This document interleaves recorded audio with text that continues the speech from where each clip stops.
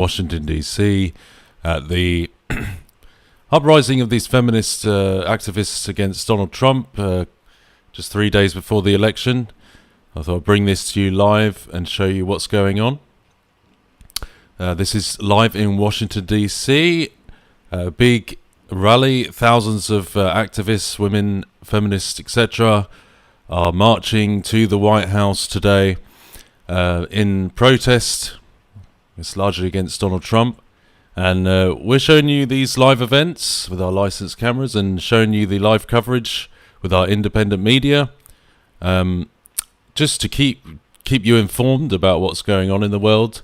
We may be on later tonight in the Middle East as well, depending on what develops there. But this is live in Washington, D.C., and there's obviously thousands upon thousands marching in this protest against Donald Trump. And yeah, I thought I'd bring this to you today. At the moment, we have to have this, we can't show the sound because it's they're playing copyright music, but the sound will come in soon when the march begins, and we get to see these many thousands of feminists and activist women marching to the White House ahead of the US election. So yeah, it will be quiet for a while on the stream until this starts, just because of the copyright music, but I'll bring you the sound as quickly as I can.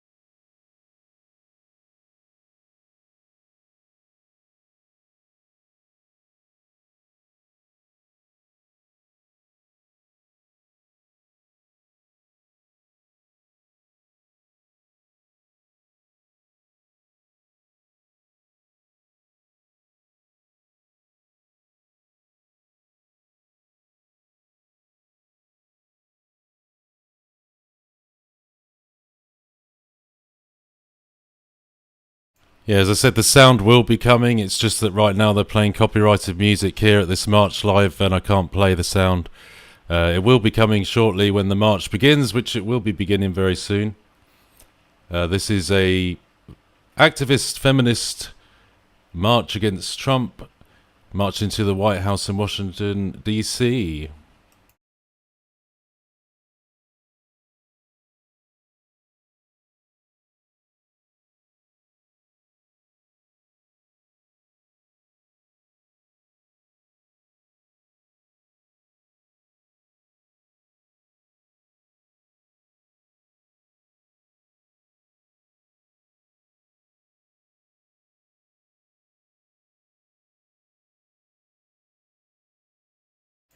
While we're here, please do like the stream so more people can see it. Like and share it, but at least liking it is really helpful, so we can the algorithms and more people will see it.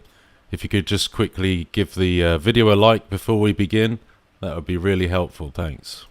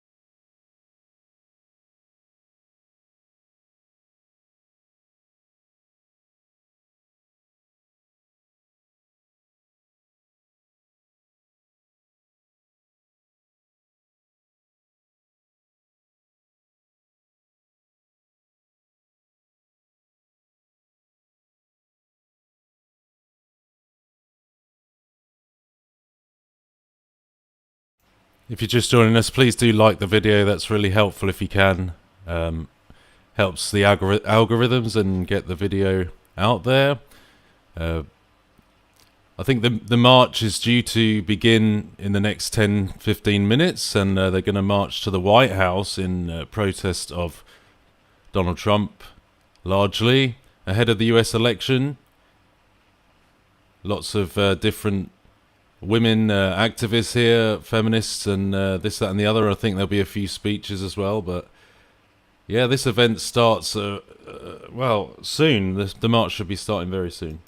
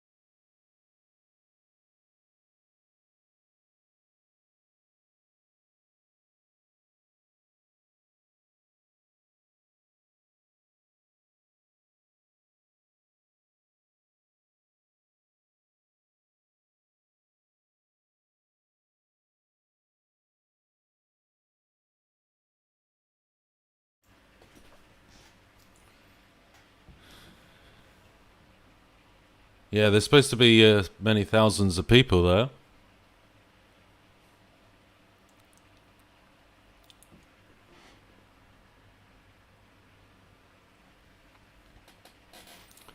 There's a lot of anti-Trump sentiment here at this protest. And I see that sign there, right in the centre. That's the kind of mentality.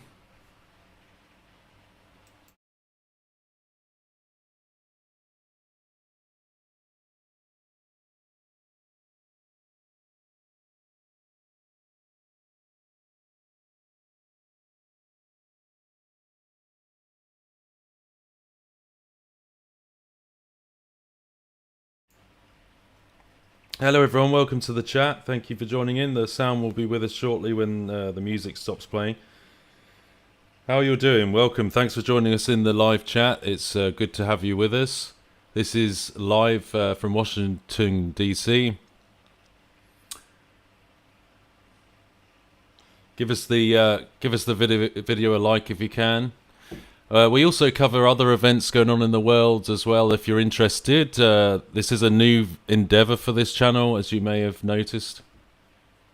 Trying to show things going on. We got a license for these live feeds, so we can bring you the professional footage live from different events and world events that go on. So we've been covering the Middle Eastern conflict as well at times, and we'll be covering different things like these protests and weather events and things that are worthy of discussion.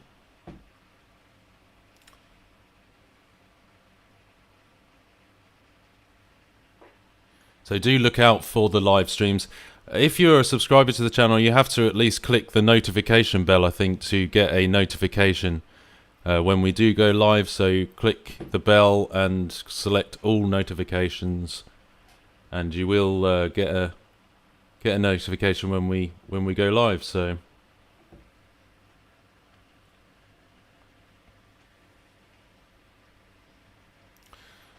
what's it looking like in the US? What do you think is going to happen on Tuesday? Do you think I might do a poll, actually? Let's do a poll, since we're only 2 days away or whatever, 3 days away. We'll do a poll quickly and see what people think at the moment in terms of this election. Let me just do a poll.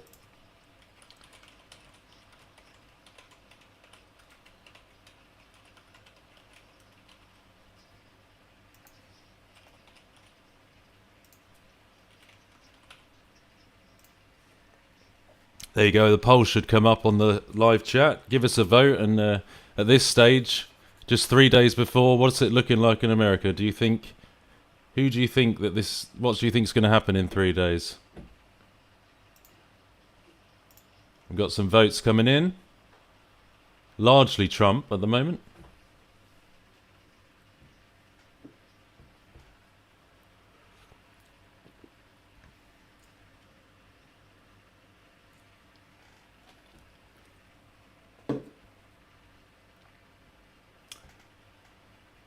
Keep your votes coming in on the poll, on the live chat.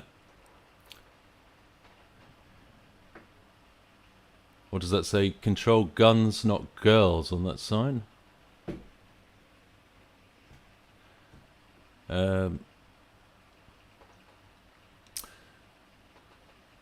Befigenio says it doesn't matter who wins. I guess you're talking about the Hegelian dialectic.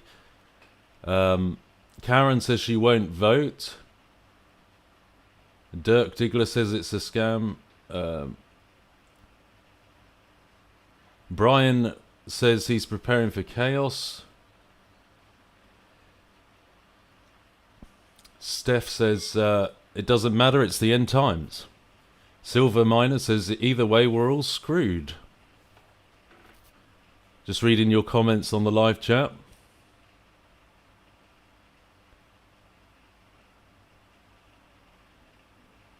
Do you think they would draft females if there was a draft? Do you think it would be optional?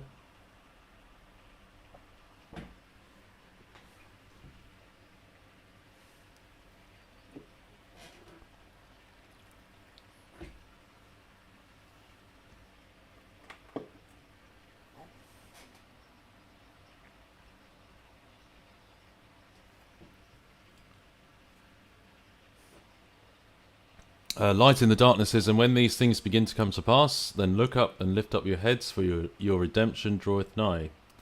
From Luke. Hello, Nikki H. Thanks for modding with us tonight. I really appreciate it. And also Luke. I've seen Luke, the moderator. Thank you, Luke, for being here. Thanks for moderating as well. Really appreciate it. Help in the live chat. If you haven't voted in the poll in the live chat, give us a vote. Who you think at this stage is looking likely, what the result is looking likely to be in 3 days. At the moment, the poll is heavily on Trump. It's 87%.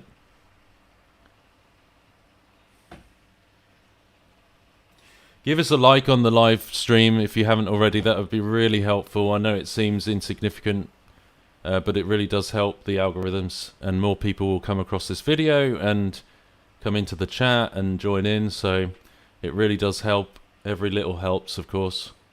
And if you want to become a channel member to support the licensed live streams, then you can also now become a channel member on the Rise channel.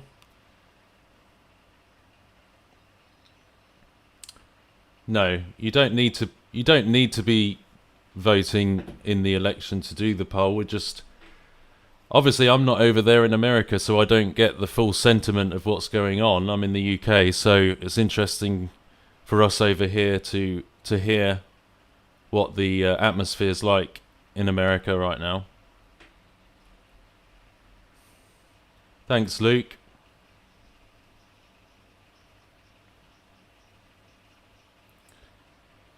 Yeah, we've still got music playing at the moment, so we can't have the sound just yet. It should hopefully stop soon, and when they begin the march.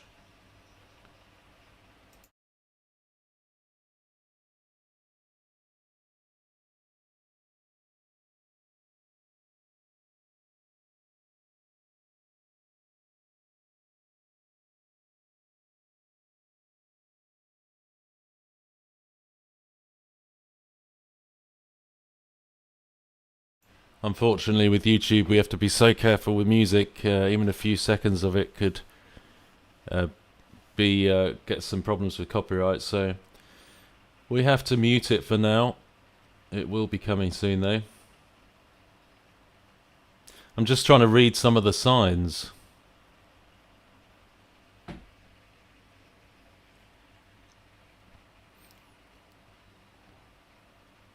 Draft dodger.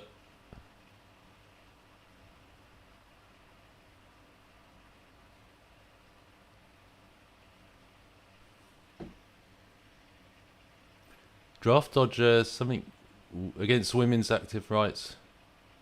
I can't read that. Can anyone see that on the left?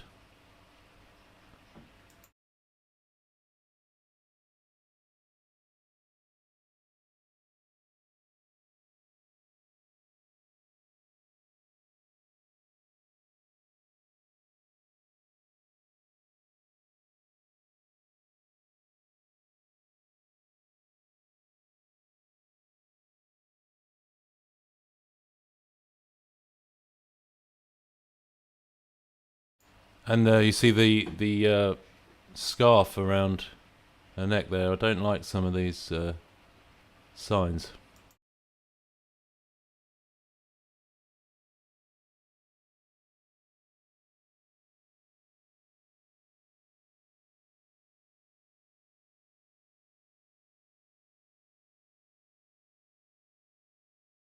Thank you, Kevin Hollinger. I really appreciate that.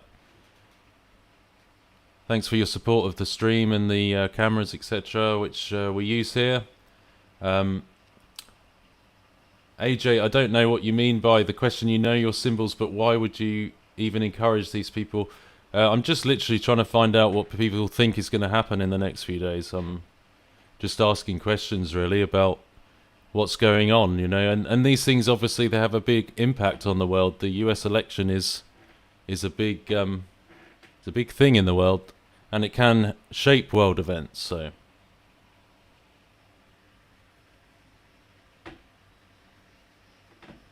by the way, you can't hear any of the music, can you?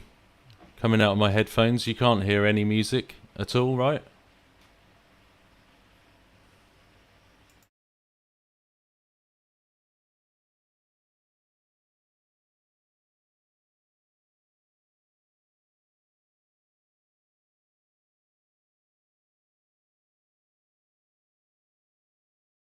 Okay, you can't hear any music even if there's even faintly, right?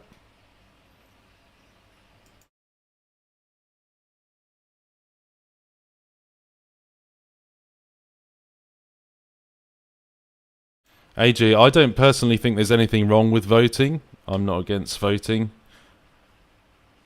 I have no opinion at all. I'm not going to give any opinion on here about what way people should vote. I'm not going to say anything. I'm separate from it. I'm just literally observing the events, AJ.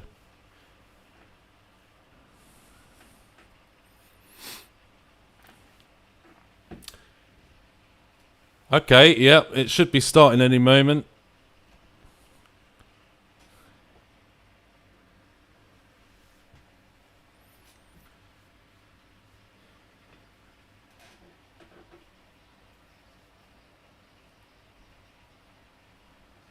Can the mods, could you ask AJ to be respectful in the chat, please? I don't know what the issue is there, but all the best, AJ. Cheers. I don't think there's any blood on my hands for showing the election and protests, to be honest, but... Okay, that's good. Good you can't hear the music.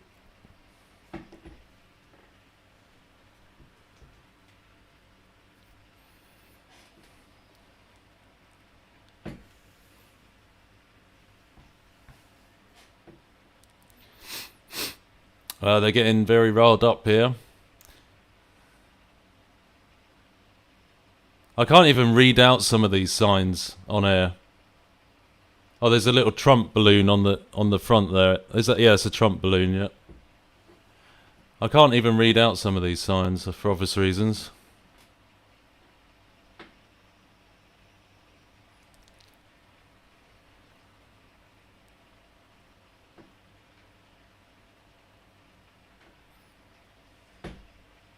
Yeah, Daryl, I don't know. Good question. Very sad rhetoric, isn't it?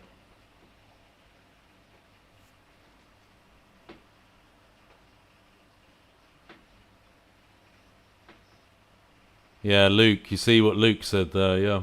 It's a bit confusing, isn't it, sometimes? A bit conflicting.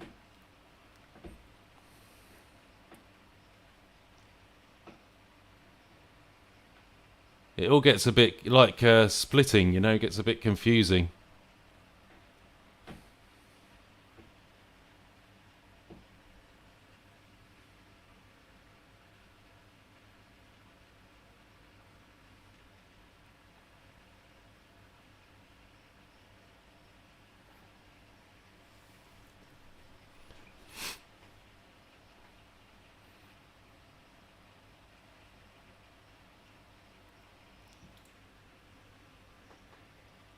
Oh dear. Oh dear.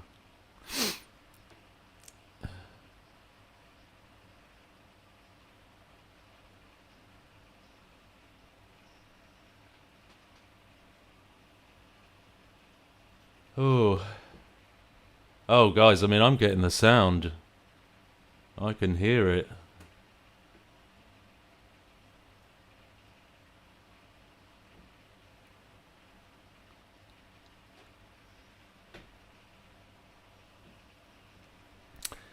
Hmm.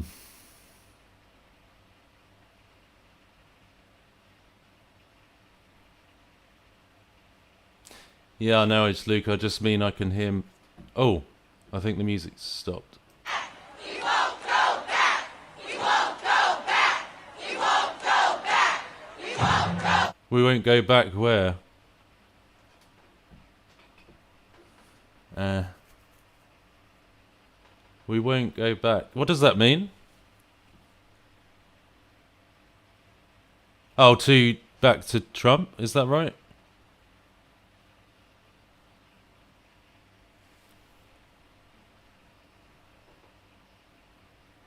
Yeah, they're chanting "We won't go back." So yeah, I turned it on for a second, but then some more music came on. I had to stop it. Um,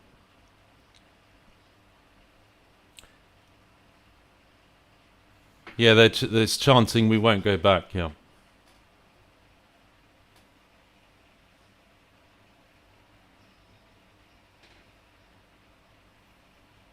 There's music again right now, so we'll get the sound when they.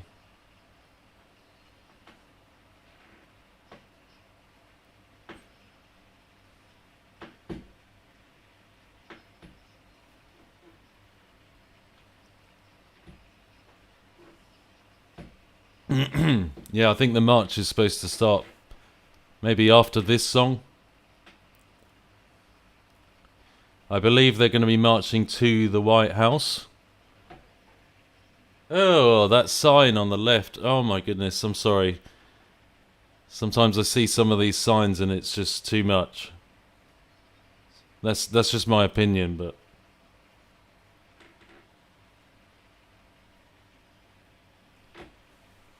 some of the signs are shocking.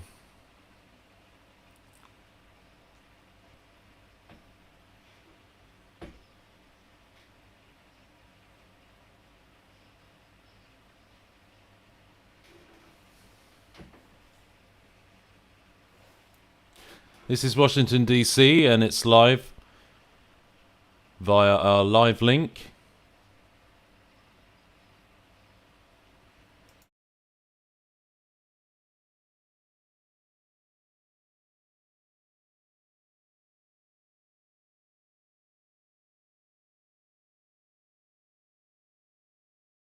I think I've seen one or two men, but it's 99% women, I think.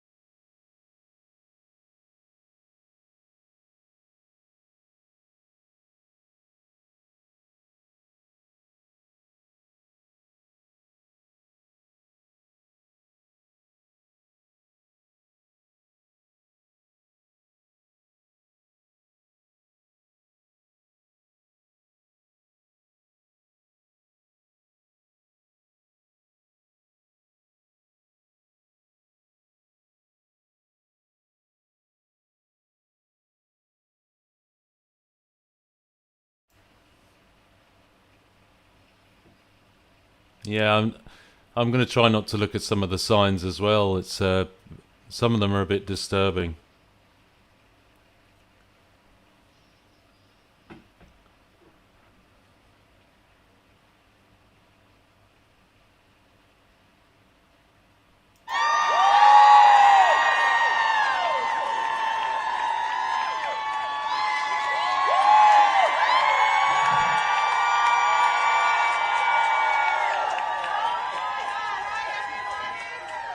Oh my goodness. Hello, Women's March!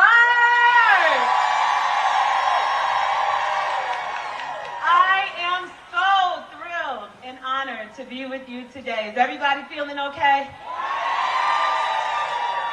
You feeling good? You sure? I'm so glad. So what we did, we started off trying to earn your trust by starting on time. Look at that, it's 4 o'clock. The program is rolling and we are just thrilled to be here with you today. So my name is Tiffany Flowers. 4 o'clock. I thought it was 3. I know some of you from the march, and I know some of you from online, and I know some of you from the front line, and the rest of you were just new friends. So hey, besties. So I really want to get us started with the program and the speakers, but before we do, I know that everyone has been standing here, you've been waiting, you're charged up, and I would just like to take one moment to thank you. Thank you very much from the bottom of our hearts. And I'm just going to talk one little nanosecond about our hearts, because I'm thanking you from the bottom of our hearts. And I know that your heart is the reason why you're here today. Your heart led you here. Your heart is driving your work for these next 3 days. Your heart is what has kept you through these very, very trying times. And so from the bottom of my heart, I want to thank you and your heart for being here and remind us that our hearts have always been with us. And they're going to carry us. They're going to carry us through Tuesday, and they're going to carry us beyond. And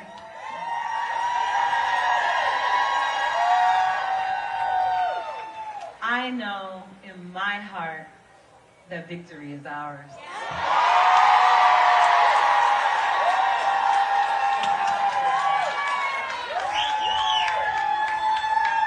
I know it. I feel it. I heard y'all chanting right before I came out. I got my makeup done for y'all. Wait.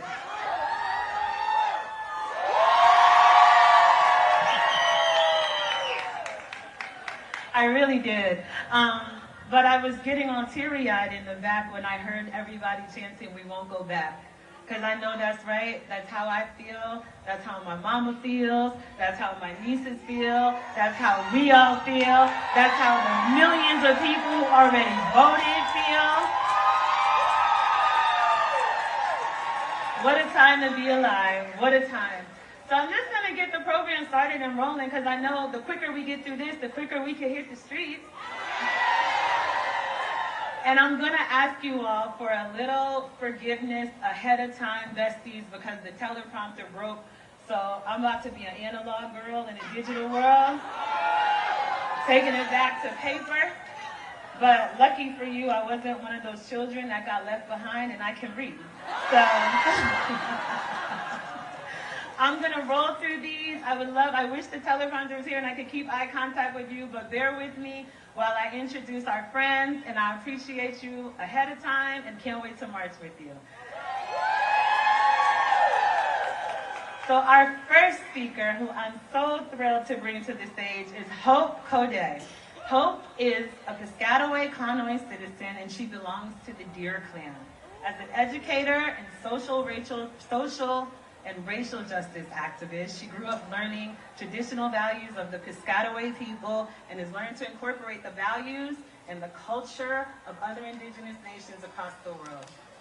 Hope serves on the board of directors for the Maryland Indian Tourism Association. She's the former president of the American Indian Society of Washington, D.C., and she is thrilled to be here with us today. So with that, I introduce Hope!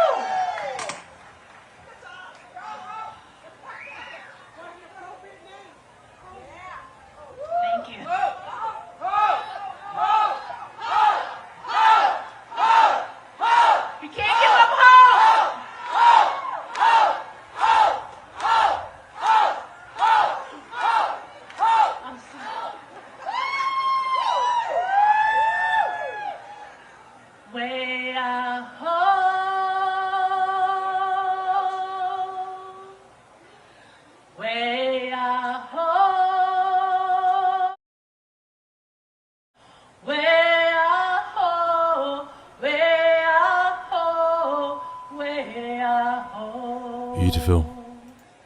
Way-ah-ho, way-ah-ho.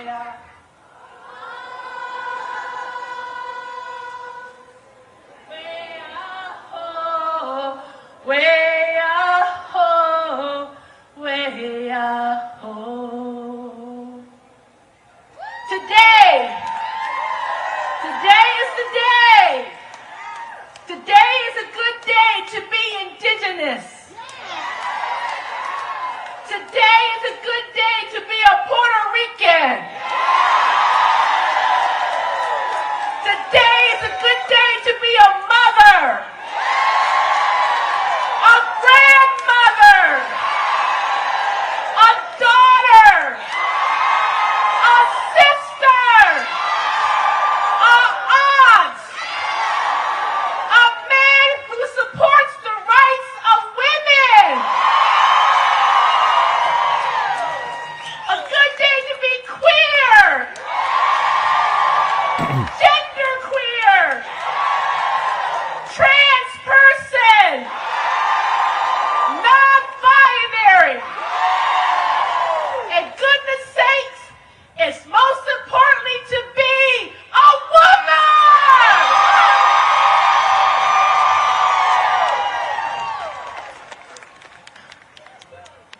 Nuloletum, El País, Wunagitchku. I'm glad you all came today. Ni ho, ni machisa, ni Indigenous woman. My name is Hope. My native name is Machisa, which means fire starter or sparkle of flame, and I'm here to get this fire started.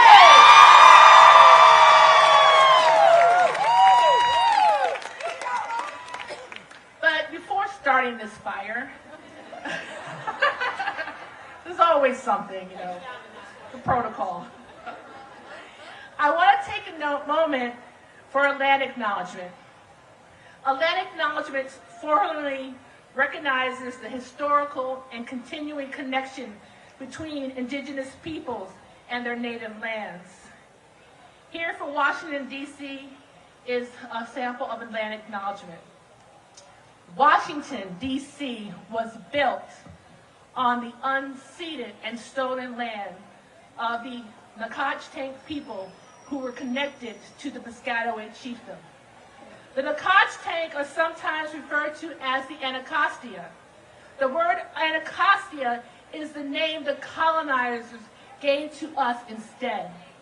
Nacotchtank means where goods are traded, and it was a trading place for many diverse Indigenous peoples. Piscataway means where the waters blend, and Kanoi means below the rapids. So we are known as the Piscataway Kanoi, people of where the waters blend below the rapids. The Piscataway people are still here. Indigenous people across Turtle Island are still here. And we are not going anywhere.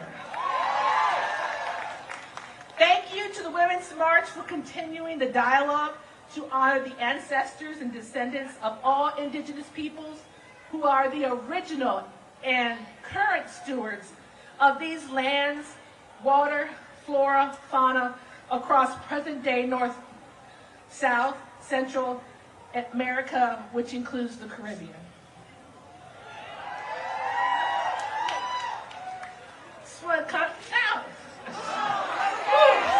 I think it's windy. I was a basketball player. I ask everyone to take a moment and remember the Indigenous women who were violated over 400 years ago, a colonial pathway perfected on us on the Atlantic and then unleashed across Turtle Island. These violations still exist. However, they now include women worldwide. Before colonization, Native American women were highly respected, and they had significant roles in their nations. Incidents of rape and other forms of violence against women were generally uncommon in indigenous societies and were met with severe consequences when they did occur. Most Native American nations followed the mother's lineage. We were a matrilineal society. Unlike the patriarchy of the colonizers.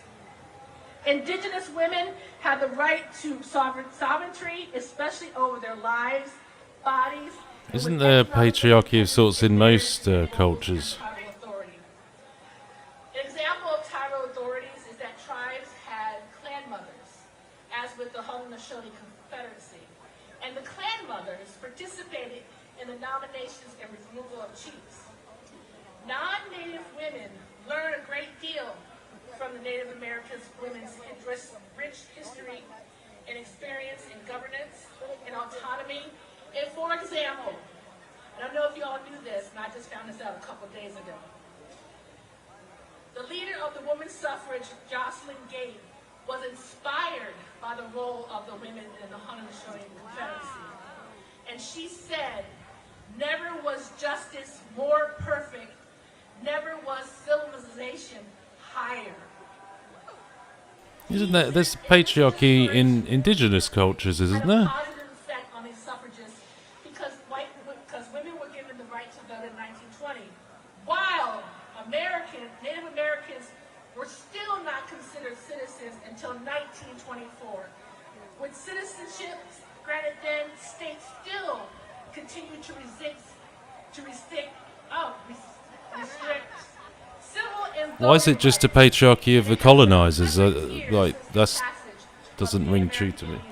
Thank you, Jennifer. I appreciate it. Thanks for your support of the live stream. States, especially Arizona, where there's 22 sovereign nations, face challenges when trying to cast their votes. For example, some of the natives live in isolated areas and have to go almost 50 to 100 miles. Native American voters and any voter should not have to struggle to have their voice and their votes be counted.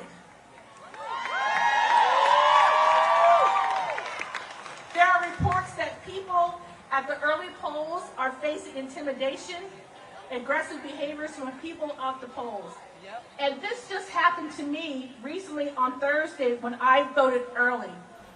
I walked past a Republican woman passing out her sample ballot. And I politely said, no thank you. And a couple of steps away was the Democratic person passing out our sample ballot. And I told her, I want the non-racist ballot. Did I say that?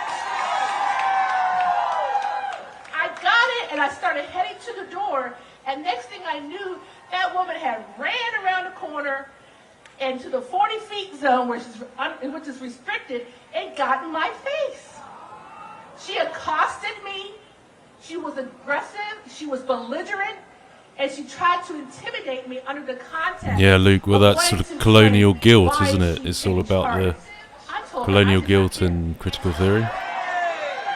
And each time she said something to me, and I responded, I tried to move forward, she'd get in my face again. She was like a dog with a bone.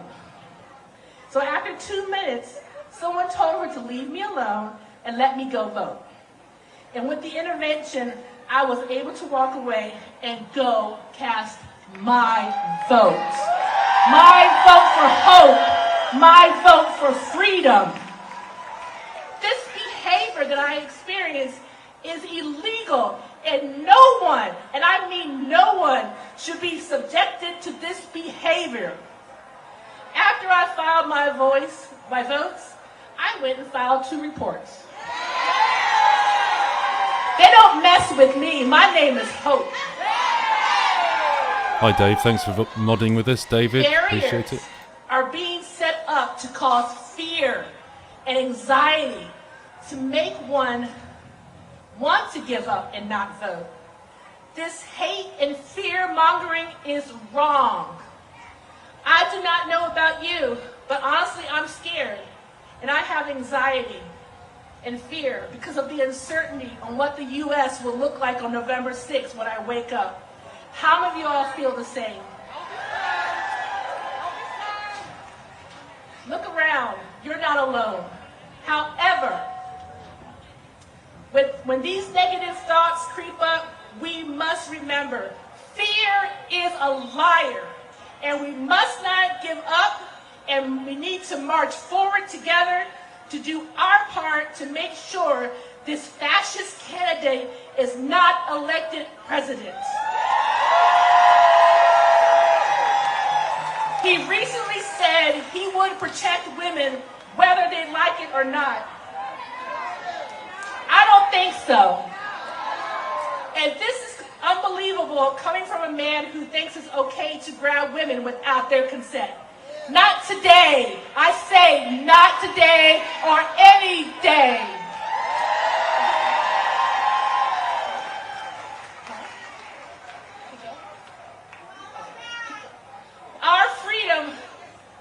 Our freedoms are at risk, and we need to step up to protect our freedom. And the way to do that is to vote, and vote feminist. Whether you know it or not, freedom is on the ballot. Together, we can move mountains. And here are some of the mountains we have moved. In 2017, we marched. In 2018, we flipped the House. In 2020, we won the White House. In 2022, we stopped the red wave with our blue wave. And today, November 2nd, 2024, we continue to march for freedom. And on November 5th, we will vote and elect our first woman president.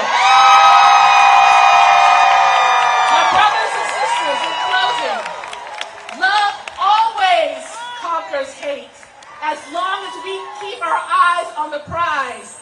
The prize is freedom to have sovereignty over our bodies, freedom to decide if and when we grow our families. I thought she was going to say freedom borders, to choose but no. who we love and marry. We need to stand firm and vote. And I don't mean voting in a presidential election, but by voting every year in your local and your community state elections. So, on Tuesday, march forward. Roll your vote. Roll your vote. Because we will not go back. We won't go back. We won't go back. We won't go back. We won't go back. Thank you.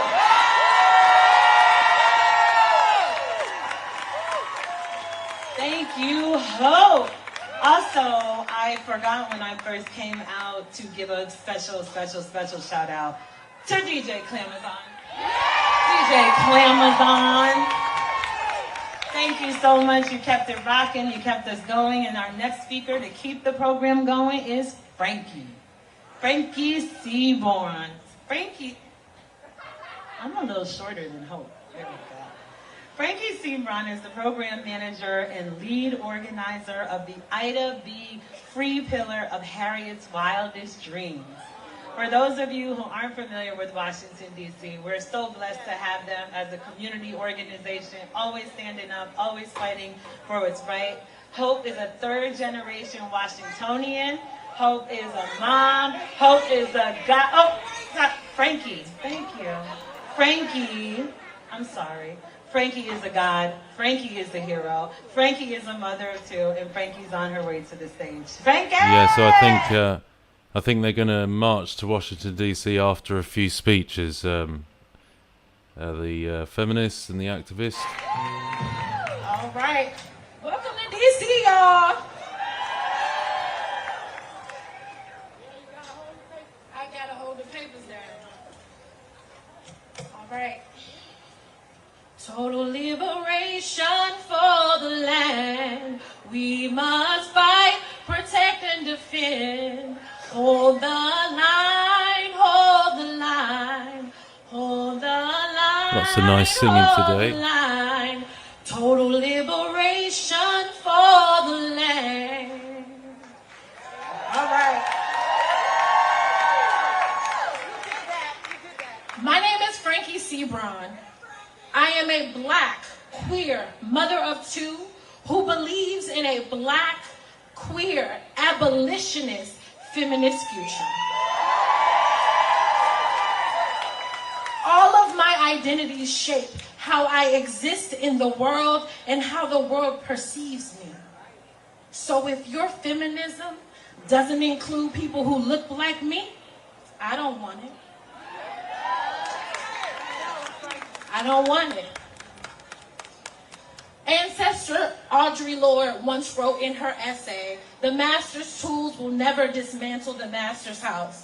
She wrote, "Those of us who stand outside the circle of this society's definition of acceptable women, those of us who have been forged in the crucibles of difference, those of us who are poor, who are lesbians, who are black, who are older, those of us who are at the margins, know that survival is not an academic skill. It is learning how to take our differences and make them strengths."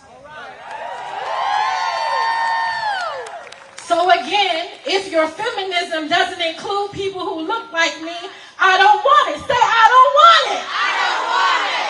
If your feminism doesn't include the mothers and daughters of Palestine, of Congo, of Sudan, I don't want it. Say, I don't want it. Wow. If your feminism doesn't include incarcerated mothers, women and girls, I don't want it. Say, I don't want it. I don't want it. If it doesn't include femmes and gender expansive folks and trans women, I don't want it.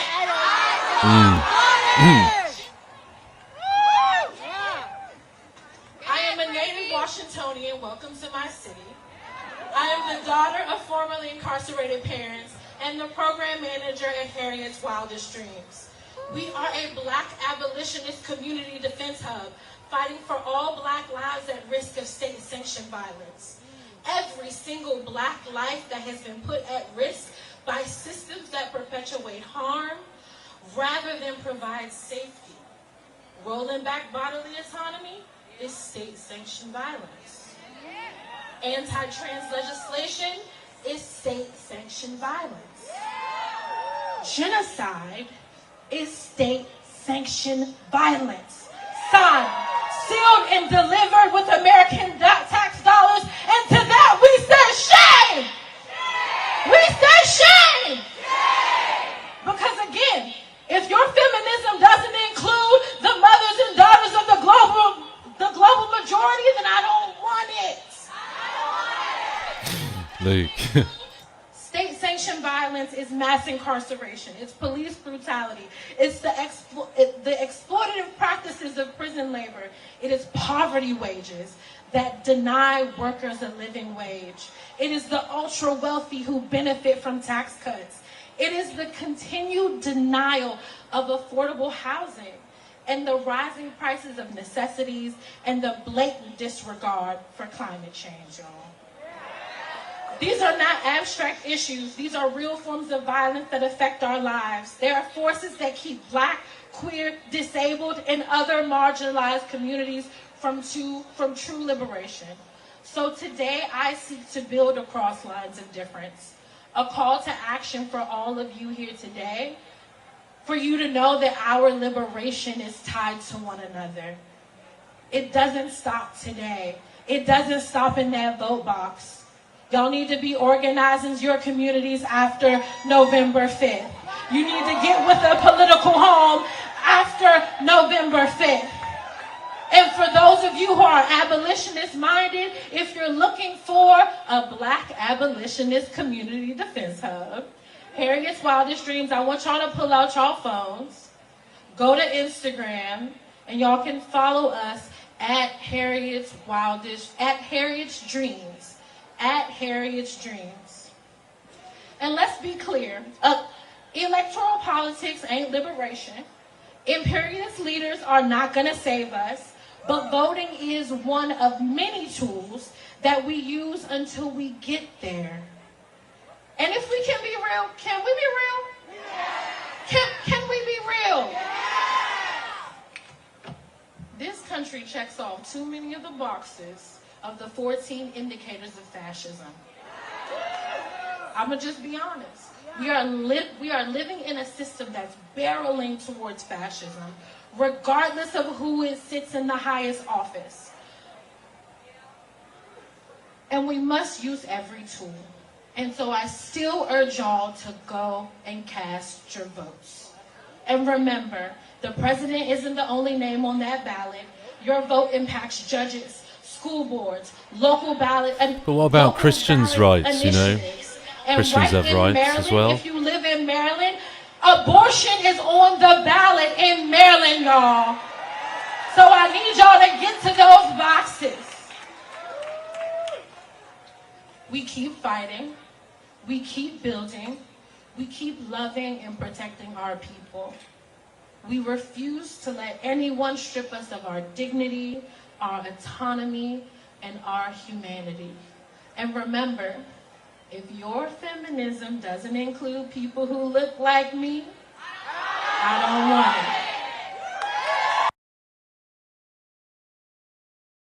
it. Oh, I don't know. Oh, we're back.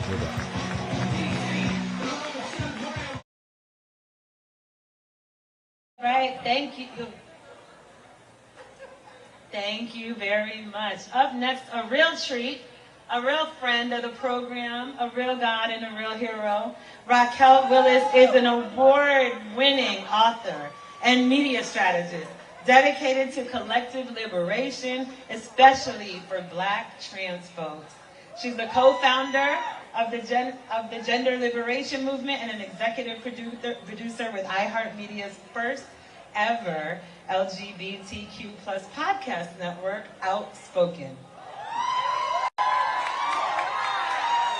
Raquel actually hosts 2 podcast series, After Lives and Queer Chronicles. She's also the author of The Risk It Takes to Bloom on Life and Liberation, which was published via St. Martin's Press in November of 2023 to critical acclaim. Raquel served as the Grand Marshal for NYC Pride in 2024, and we're so happy that she's here!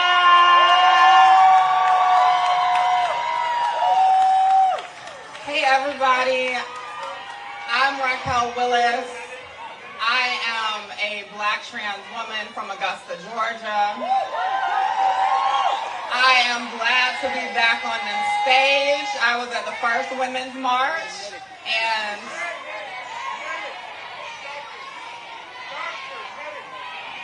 oh, there's a medic. Somebody needs help in the audience. Sorry, that threw me off, but there's somebody in the audience who needs our help. Let's take care of our people. Medic.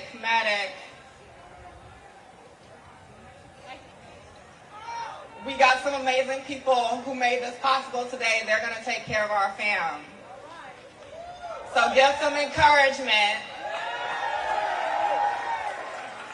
We take care of our people, right?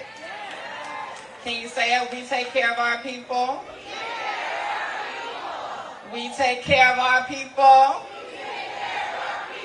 Awesome. Okay, I think we got some medics over there. They're figuring it out. All right. So I was saying I'm a Black trans woman from the South, and I'm proud to be here. I am a believer in gender liberation. Do y'all believe in gender liberation? Can you say I believe in gender liberation? I believe in gender liberation. All right. So y'all, we are in a fight as we go into Election Day, right? And we have many more fights to continue past Election Day. So I want us to be thinking expansively about what we have to do at the ballot box and what we have to do beyond. So we are in a collective fight for bodily autonomy and self-determination for everyone. And those same conservative villains who are attacking abortion access are coming for transgender folks and our health care.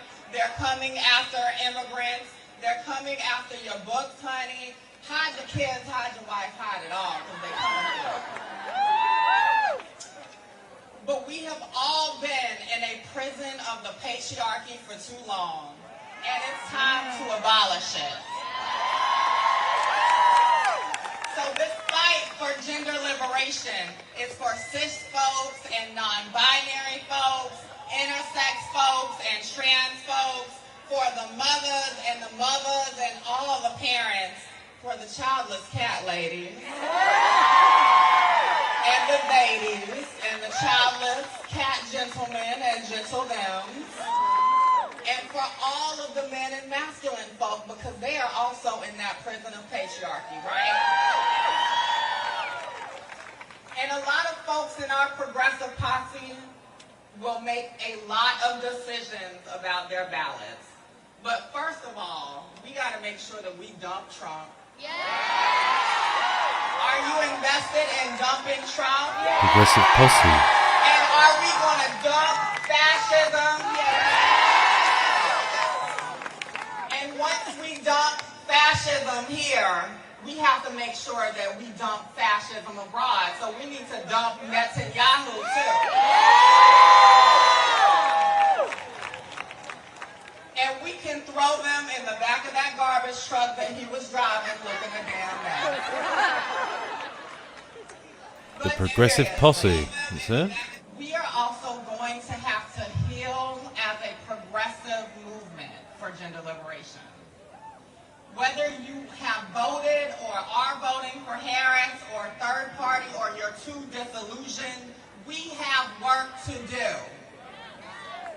We are going to have to let the vote shaming and the vote blaming go, heal together, and continue our march toward gender liberation for all. Are we committed to that? We deserve a country where we can all make decisions about our own bodies.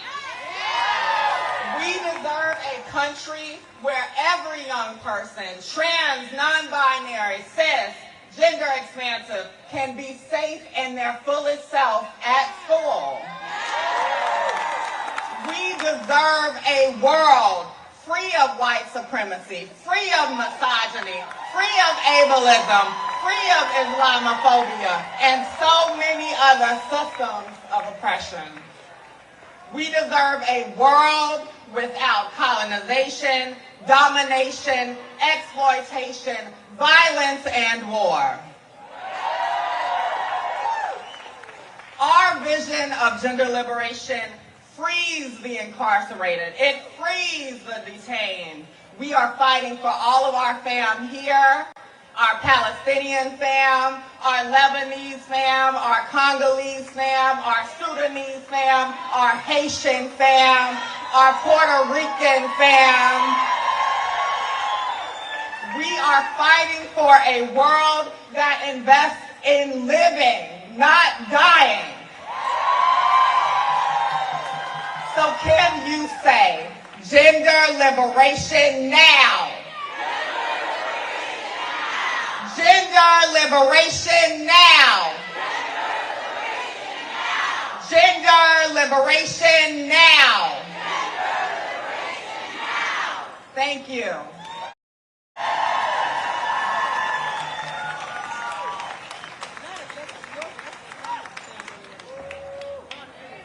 One more time for Raquel Willis, everybody. Amazing. So next, this feels really special introduction. The young lady coming out is Alea Eastman. And Alea is a 2019 graduate of Marjorie Stoneman Douglas High School in Parkland, Florida. And on February 14th of 2018, Alea was in the 3rd classroom targeted by a gunman who took the lives of 17 students and staff members. In the wake of this tragedy, Alea has dedicated her life to preventing gun violence in America. She's been particularly vocal about the chronic gun violence affecting Black youth, a cause that resonates deeply with her due to the tragic loss of her uncle who was shot and killed in Brooklyn. So Women's March family, let's open our hearts and give Alea a lot of love, welcoming her to the stage.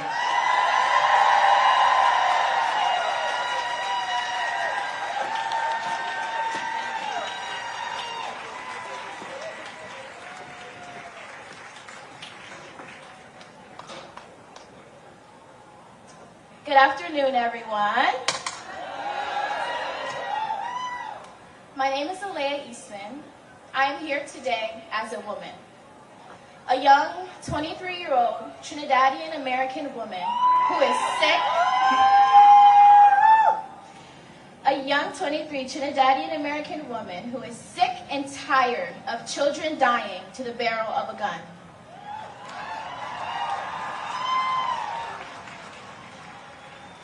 I am also here as a child survivor of this violence. In 2018, my high school experienced one day, 26 minutes to be exact, that would change our lives forever. On Valentine's Day, we experienced a mass shooting at Marjorie Stoneman Douglas High School in Parkland, Florida, which took the lives of 17 beautiful people, 14 of which were children. I was in the third classroom attacked. At the age of 16, I was forced to witness classmates die as we fought for our lives by hiding behind cabinets and laptop carts. I am only alive today because of Nicholas Suarez, who in death protected me as bullets destroyed everything. This tragic experience has transformed my life. I have dedicated my life to ending this violence since 2018.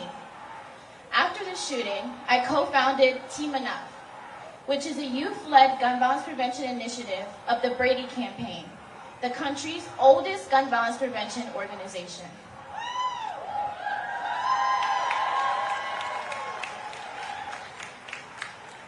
Although this is a heavy topic to discuss, I'm still so excited to be sharing space with you all. The gun violence epidemic in our country leaves more than 125 Americans killed with guns every day. That's 43,000 lives lost each year. This has been leaving a wake of death and destruction across our country for years, and it doesn't have to be this way. My family experienced gun violence long before Parkland. Black Americans are 10 times more likely than white Americans to die by gun homicide, and my family is living proof of that statistic. My uncle, Patrick Edwards, was shot in the back and killed in New York when he was just 18 years old. And a few summers ago, my cousin was also shot and injured. The sad reality I know all too well is that gun violence is much bigger than the school shooting that I survived. It comes in many shapes and forms, and systemic racism has meant that Black and brown Americans have long faced the brunt of this public health crisis. But after Parkland, I made the decision to make sure no kid, family, or community has to experience what I experienced. That's why I started working with Brady and helped create Team Enough, which started as a small group of youth survivors like me, has grown into 50 chapters today.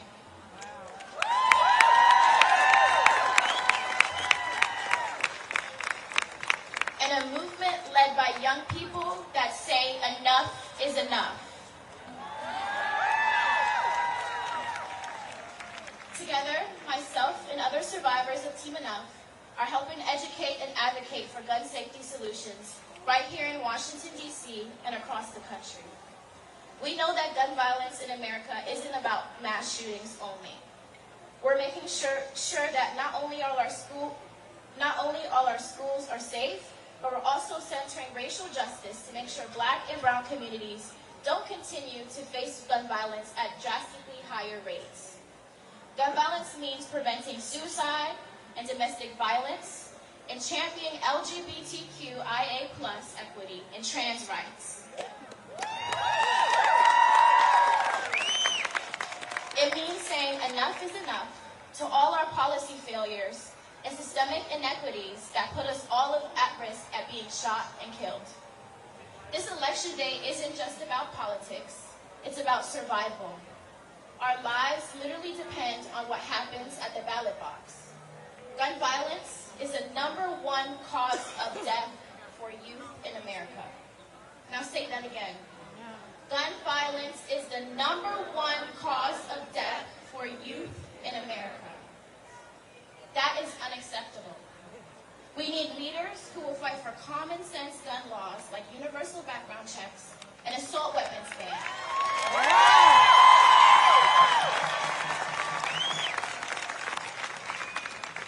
Leaders who understand what we mean when we say enough is enough. No matter what happens this election and who wins the White House, we will not stop fighting. Brady and Team Enough will keep fighting, but we need you all with us. Right now, I want everyone to take out their phones and text enough to 86689 or visit bradyunited.org to join our movement. That's enough to 86689. We need you in this fight no matter what happens on Tuesday. Together, we can vote out NRA politicians. We can keep building a future where every person is safe from violence, no matter who they are or where they come from.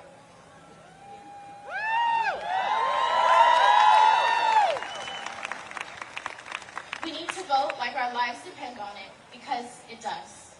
We need to organize like our futures depend on it, because it does.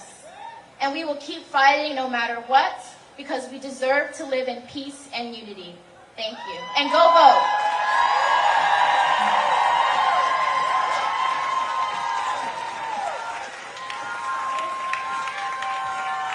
All right. Thank you so much, Alea.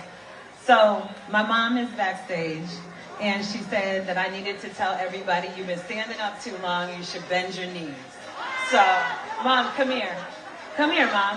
And so to bend our knees, we're just going to take a little dance break to Beyonce. Little Break My Soul dance break.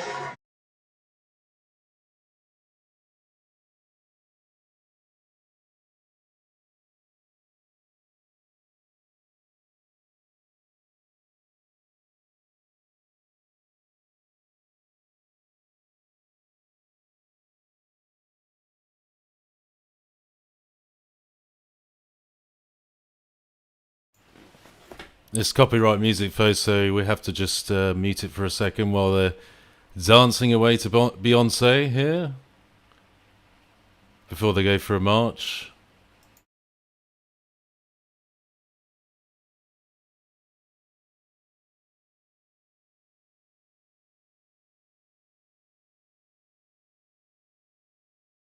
But she said, you have to tell the people, Tiffany.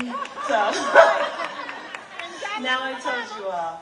So up next, we have Fanny Gomez-Lugo. Fanny Gomez-Lugo uses she, her pronouns and is a queer feminist.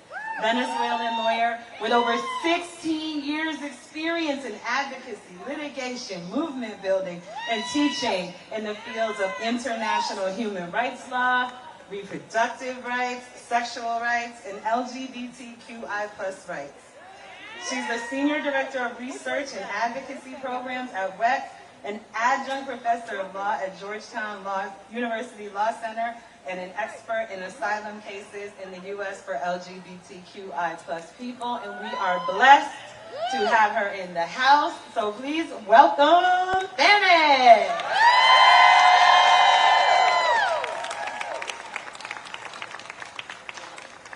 Thank you.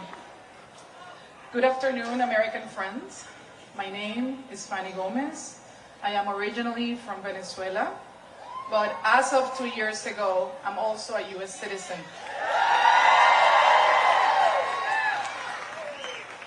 I am proud and excited to be able to vote for the first time in the United States in this election.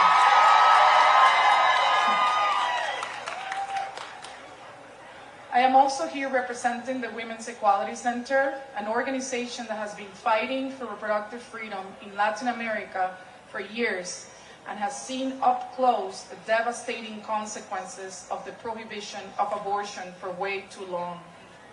Just like Amber Thurman and Candy Miller in Georgia and Josely Barnica in Texas, thousands of young mothers have died from preventable death from laws that treat women as disposable, all because of an ideology. We also have seen thousands of cases like Esperancita, a 15-year-old girl from the Dominican Republic who died because she had cancer but was pregnant and doctors refused her treatment in light of the total abortion ban in the Dominican Republic. I'm sending an abrazo apretado para la señora Rosa. We're here also mourning Nevaeh Crane, who was only 14 years old in Texas, but who died because of the Texas abortion ban. This is why, on behalf of our Latin American sisters, we come here to say, we stand in solidarity with our American sisters and to tell you, we wear green as a symbol of our reproductive freedom.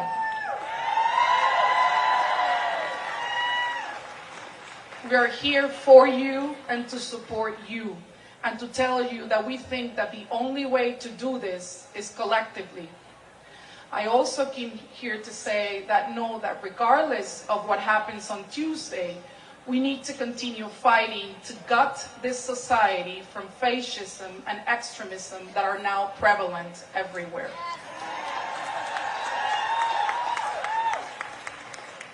We acknowledge all those women who in the past have been subjected to different and intersecting forms of oppression.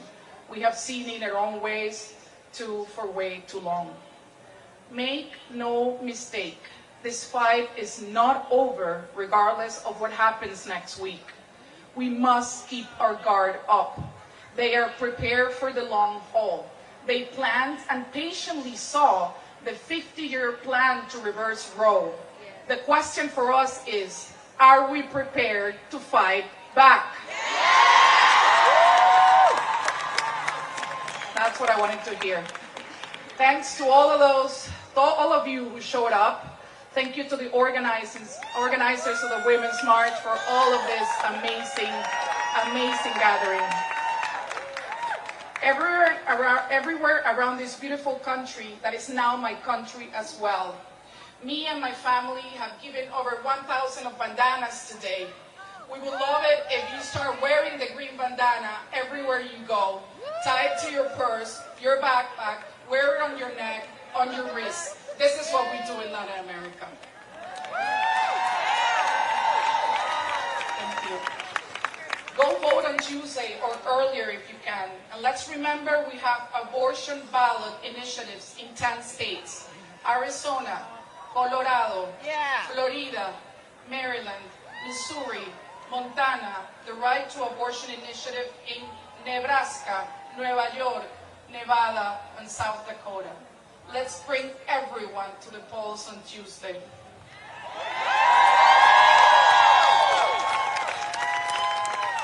I don't know if you noticed, but I try to do my states in Spanish pronunciation to see if you got it. I'm glad you did. In Latin America, we say abortion is freedom. Can you repeat with me? Abortion is freedom. Abortion is freedom. Last time. Abortion is freedom. And reproductive freedom is life. Muchas gracias.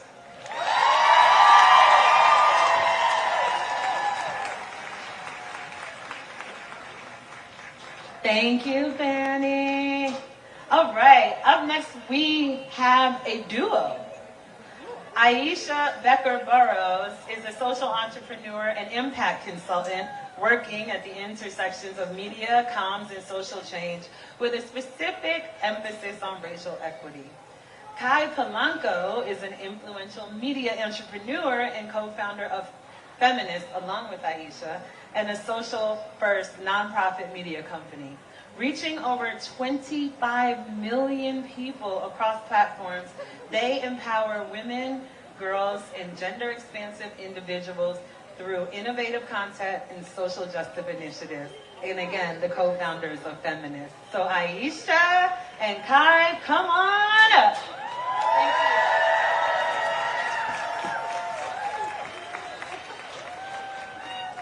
Hey everyone, good afternoon. There are so many beautiful faces here, wow. Thank you all for joining us in this fight. We seriously can't do it alone, it takes all of us. We are the co-founders and co-executive directors of Feminist. I'm Kai. And I'm Aisha. And we are committed to fighting for equity and equality for all. Our feminist movement must be international, intergenerational, intersectional, and intentional. say my body, you say my choice. And when I say my vote, you say my vote, you say my voice. My vote, my voice. My vote, my voice. We're here because we won't go back. We're fighting for a bodily autonomy for all. We're voting for the many people who did not have the chance to vote in this election because of Trump's extreme abortion bans. People who lost their lives. Amber Thurman, Candy Miller, Josely Varnica, Nevaeh Crane. These are just a few of the names of the people we know who have lost their lives to the abortion bans. And we are exercising our choice at the ballot all the way down the ballot. We are all representatives of our communities. Communities of women with dreams, girls with futures, mothers with love, grandmothers with wisdom, caregivers, survivors, sisters, siblings, brothers, fathers. These are our communities. Here's how you can hold your community accountable right now. Do you know 3 people? Do you know 3 people? Okay, pull out your phone. I want to see phones in the crowd right now. See a couple phones, see a few phones. Okay, I'm seeing more phones. Now text those 3 people and say this. Do you have a voting plan? Super simple. Do you have a voting plan? And then follow up with iwillvote.com. That has everything they need. And why I'm saying to do this is because we need to make sure that our communities show up to the polls. Every person we know who is eligible to vote needs to have their voice represented in this election.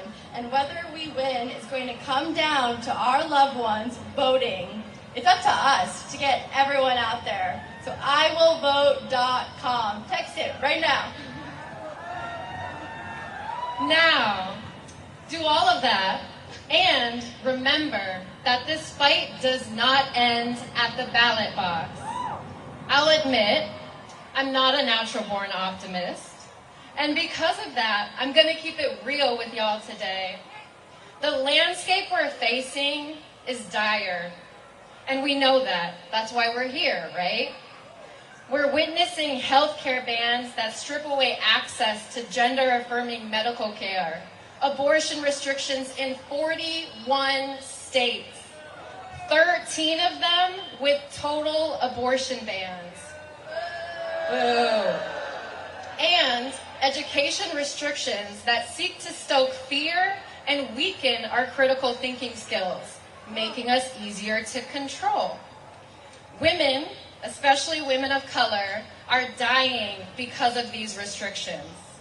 This is a fight for our collective bodily autonomy, for gender liberation.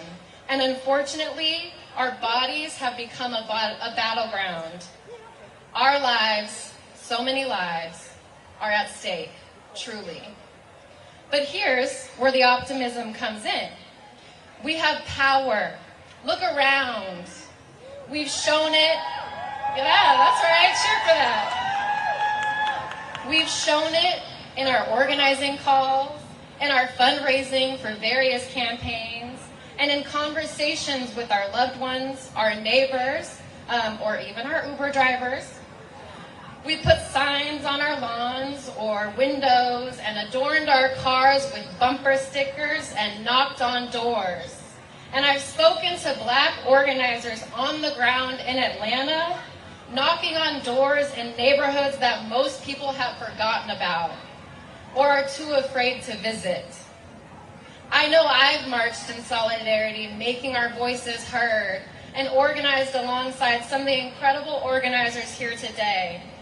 And let's not forget the incredible work being done by abortion providers on the ground in states like Florida with the 6-week abortion ban, who are working tirelessly right now to enshrine abortion on the ballot. Vote Prop 4 for anyone in Florida. And there's organizations like ours that are telling our stories. These stories, despite the increased censorship. And here's the thing. I don't want this energy to wane. It needs to evolve into something that lasts. Remember this feeling. Let's channel this same passion into the fight for gender liberation and bodily autonomy. The presidential election only comes every 4 years. And from where I'm standing, by that time, it will be entirely too late. We need to show up at the ballot box and keep the momentum going. This fight goes beyond just who's in office. It's about our collective future. We are the community. We are the people. And no matter what happens, we got us. So join me in this chant. Who got us? We got us. Who got us? We got us. Who got us? We got us. Thank you.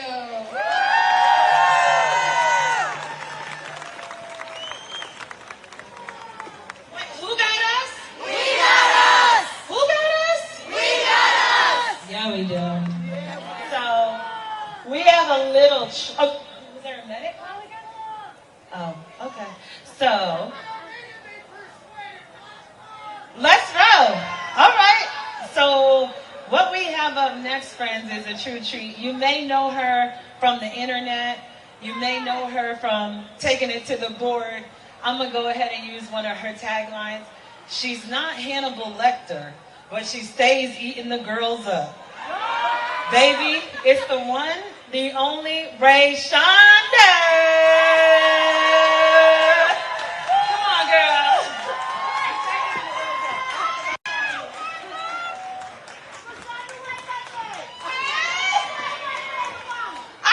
My cat, Nutmeg, is at home. Okay, I'm a cat mom. Shout out to my cat lady and my cat dad. You all look so good. Listen, it's really very simple. He cannot. That's the answer. He cannot. Whatever happens, he can't. So listen, I'm going to share this with you all. On July 29th, 1981, my mother was being rushed to the hospital as I was drowning inside of her. She had an emergency C-section, and I had to be on a machine for about a week. Fast forward to me being rushed to the hospital at 20 years old, giving birth to twins prematurely on my birthday. My God. One of them was breech, and the other's heart rate was dropping. Again, I was not listened to in the hospital because remember, women are just getting their rights, and because of that, we're not going back. Okay? We're not. I was told at 20 years old, married, that I could not have a tubal ligation because my husband wasn't present. That was in Mississippi in 2001, okay? 2003, I had my last child, and I said, if you do not tie my tubes, I'm gonna get an ice cream scooper and a safety pin and do the shit myself. I know what to do with my body. Listen to women the first time they tell you what they want to do with their bodies the first time. I'm not asking, I'm telling you. As a domestic violence survivor, listen to me the first time when I say you're not going to put your hands on me the first time, or they don't have to bury you in the ground the first time. Do you hear me? Listen to me the first time I tell you that I'm not going back. My mother's not going back. Do you hear me? My oldest child that I had at 13 years old is a trans man. We're not going back. I served this country in the United States Army for 7 years as a veteran. I'm telling you, I'm not going back. When I was stationed in Germany and was trying to decide if I wanted to have my children or not, I went to a clinic. Why? Because that is my choice. I decide what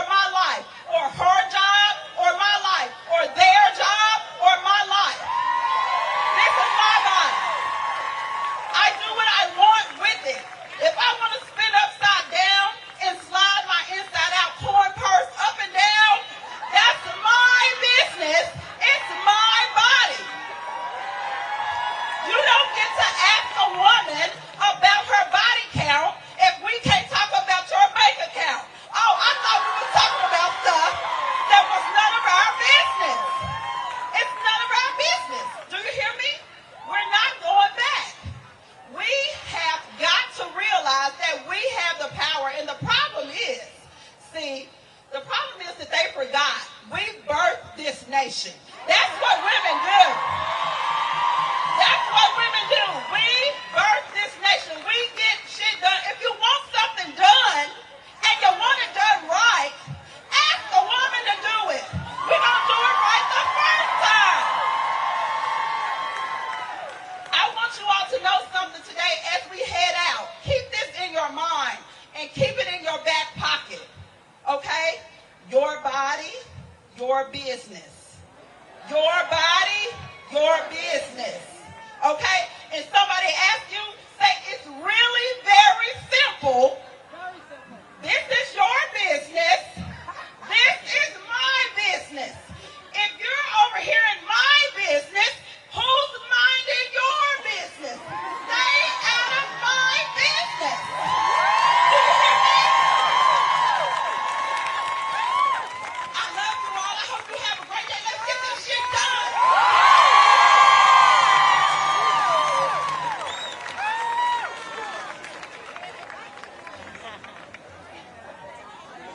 What a treat, Rashonda. Thank you so much.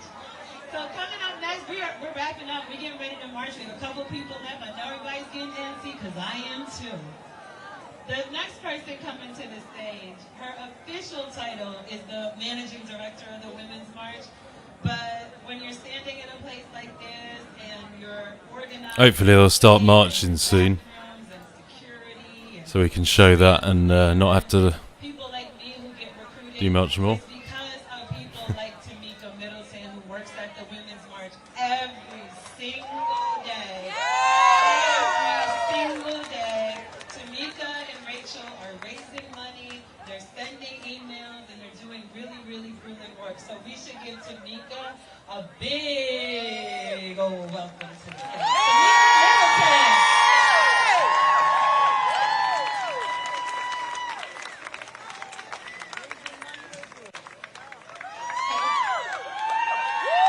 Hey, y'all. Hello, beautiful people. How y'all feeling? As Tiffany said, my name is Tamika Middleton. I am the Managing Director at Women's March, and I am just so honored to be here with y'all today. Every single time I get to be with you all, I feel grateful. Like you, I have been witnessing the climate that we are living in right now in this country, wherein hateful, racist rhetoric has become more and more normalized. Sometimes when I think about being in a country where a despotic, rapist, narcissist has a chance at the presidency not once, but twice, fear and despair try to creep in. But then I get to see all of you and I remember what hope feels like. When I see all of you blocking streets in front of the Supreme Court, sitting in the front of the White House gates in the rain, getting petition signatures in Phoenix, packing the Wisconsin State Capitol, I remember that when we march, we win. When we organize, we win. When we fight, we win. And when we stand together, we what? When we stand together, we what? When we stand together, we what? So what I want to say today is thank you. Thank you for knocking doors. Thank you for having hard conversations with your family and friends. Thank you for fighting back against lies on the internet. Thank you for phone banking and texting, writing postcards, rallying, and every single thing you do. Thank you. It is because of you that I know that a feminist future is possible. It is because of all of you that I know that we can build a true democracy that works for all of us and does not privilege the voices of billionaires above the voices of the people. It is because of you that I know we can build a world that allows us to be safe from interpersonal violence, from institutional violence like poverty, from state violence, from vigilante violence, and from war and genocide. It is because of you that I know we can bring about a future where regardless of gender or sexuality, race, ethnicity, or citizenship, women, their families, and their communities can get the care and resources we need to live and thrive, whether we are in a blue state like California, a red state like Georgia, or across the seas in Palestine, Haiti, Sudan, or the Congo. I know it is possible because I believe in you, I believe in us, and y'all, I believe that we will win. Say, I believe that we will win. Say, I believe that we will win. Say, I believe that we will win. Say, I believe that we will win. Say, I believe that we will win. Say, I believe that we will win. Say, I believe that we will win. Say, I believe that we will win. Say, I believe that we will win. Say, I believe that we will win. That we will win. Say, I believe that we will win.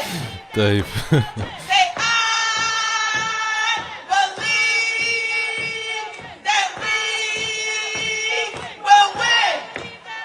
Hey. Thank y'all so much, and we look forward to seeing y'all in the streets until we are living in our feminist future. Right. Woo, Tamika, got my heart pumping. The next guest we have is the young, the lovely, the queer, disabled, neurodivergent activist and feminist Edie Young. Also, passionate community organizer doing activism since 2017. She's fighting for a world where everyone has equal rights and where queer youth don't have to worry about simply existing, but where all people will stop losing their lives to guns. She hopes to be a social worker in the future, and we're so thrilled she's here. Edie!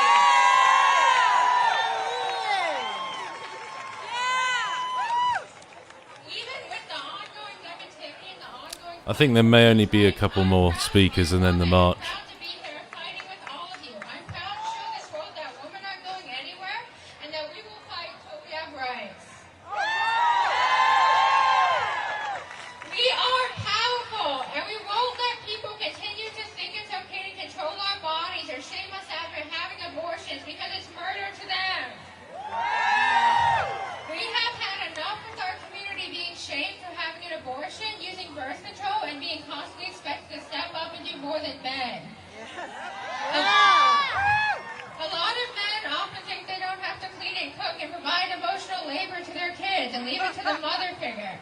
If more men stepped up and helped their partner, maybe we would have less burnt out partners. It's sad to see mother figures on social media feel guilty for taking alone time away from their kids. No mother figure should ever feel guilty for that. Did you know 68% of working moms are burnt out, according to a recent study reported by multiple sources? It's time father figures start helping out. No, I think that's not very fair. I think a lot of men do help out, but that's just me. They have the right to control a woman's body, that they have the right to force a woman to have a child. We aren't just here to be controlled like objects. We are human and here to make a difference. You know why I don't care if a mom needs an abortion? Question mark. It's not my body. It's not my place to judge a mother. They deserve access to care they believe they need. I'm also furious that people think trans women aren't real women and that they are pretending to be a woman, because it's not up to you to decide if someone's a real woman. Trans women are real women. Acknowledging that a trans woman is a real woman can save their life, and I would rather any day have an alive trans woman than a dead trans woman. We must protect our sisters and our sisters. All women deserve respect and to be treated like humans instead of objects.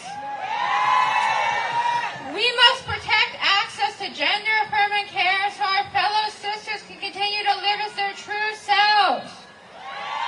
They deserve to live and they deserve to exist. There are trans women that are too afraid to come out of the closet, and that is an issue because we should be accepting and not judgmental, and because no one should be stuck being someone they are not or in a closet. We must band together and continue the fight for uterus owners and women's rights. Today, join me in making our voices heard. Vote now on November 5th!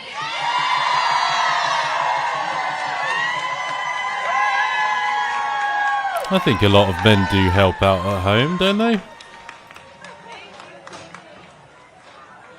All right, our next guest is a real super duper superstar, Gloria Allred. Gloria Allred is a founding partner of Allred, Morocco, and Goldberg, with offices in Los Angeles. Pick the trash and out, New York. all of that, you The know. firm has been the leading women's rights private law firm in the nation for 48 years, winning hundreds of millions of dollars for victims. Ms. Allred has won Help countless fix honors things. for her pioneering legal work on behalf of victims who've been discriminated against due to gender, race, age, sexual orientation, sexual harassment, or because they have AIDS. AMG is also well known for its work on behalf of victims of rape, child sexual abuse, and battered women. Gloria Allred also founded the Women's Equal Rights Legal Defense and Education Fund, is the author of Fight Back and Win, My 30-Year Fight Against Injustice, and How You Can Win Your Own Battles. What a treat to have her with us today, Miss Gloria Allred.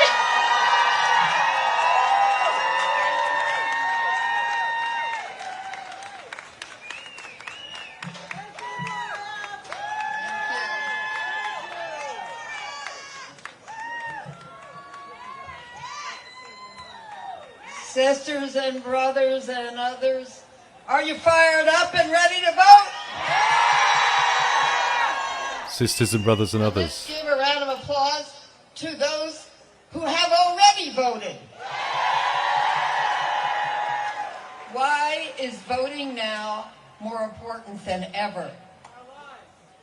Because our lives and the lives of our daughters and our mothers and our sisters and our aunts and teenage girls whom we have never met are on the line. Do you agree? I know, because I remember when I was in my 20s and a single mother, and I was just a teacher, most important job, by the way, of all. I took a vacation and went to Mexico, and there I was raped. When I went back to California, I found that I was pregnant, and to my shock, because I didn't know anything about law or politics, I learned that it was a crime in California for anyone to assist a doctor or nurse in an abortion. And so I, like many women at that time in the 60s, got an abortion. It was a crime for anyone to assist me, so it wasn't a doctor or a nurse. It was somebody who did it for the money. And I ended up, like many women, in a bathtub, hemorrhaging and almost bleeding to death. Somehow I got to the hospital, and there, although they couldn't do abortions in the hospital, they could try to save a woman who was bleeding to death from an illegal abortion. And when I was there with 106 fever and packed in ice, an anti-choice nurse said to me, "Gloria, I hope you've learned a lesson." And as I say in my Netflix documentary, Seeing Allred, if you want to see empowered women, you'll look at my clients in that documentary. But the nurse said, "Gloria, I hope you've learned a lesson." And I have news for the nurse. I did learn a lesson. That abortion should be legal, affordable, available. So I want to say we've now returned to those days when it's not legal in half the states, not safe, not affordable, not available, and those who are hurt most, of course, are poor women, young women, women of color, and rural women. Do you agree?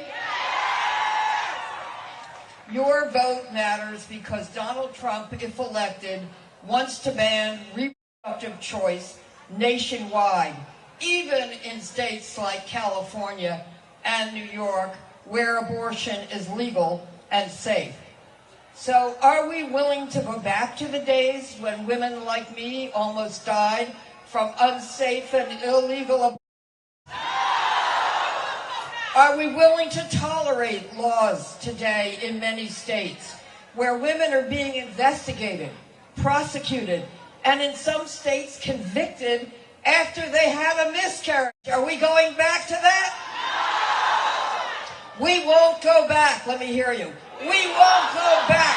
We won't go back. We won't go back. Are we willing to let pregnant women who want to give birth bleed out in hospital parking lots because they are infected with sepsis, having to wait too long to go back in the hospital? Are we willing to see that again? No! Because doctors are afraid to care for them, because the doctors may be wrongfully prosecuted and convicted if they help to save a woman's life. Are we going to go back? No! And here is what else we will not tolerate. This week, Donald Trump stated that he wanted to, quote, protect women, end quote, and he would do it whether women liked it or not. Do you like it? I have a message for former President Trump, who knows me well, by the way. We don't believe you that you want to protect women. You did not protect us when you nominated 3 justices to the U.S. Supreme Court who overturned Roe v. Wade and returned the issue to the states, which passed restrictive laws and endangered the lives of women and girls, putting them at risk of bodily harm or death. You did not protect us from your Supreme Court justices who have hinted that they will outlaw birth control and perhaps IVF and the rights of racial minorities and those who are gay, lesbian, transgender. Do you believe he will protect you? No! You did not protect us, Mr. Trump, when you stated that women should be punished for having an... Do you believe he will protect you? No! And you did not protect women when you sexually assaulted them. Do you agree? Yes! No, Mr. Trump, we won't go back. And we will not vote for a man who bullies and disrespects women. Instead, we know our voice is our power, and our power is in our vote. We will vote for a woman who truly supports women and girls, Kamala Harris.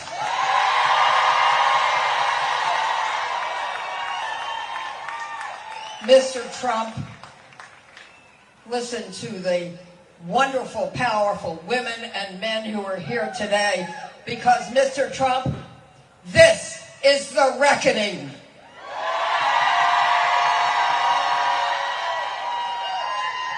I am going to ask all of those who are here today and those who are at home listening, say after me, we will resist.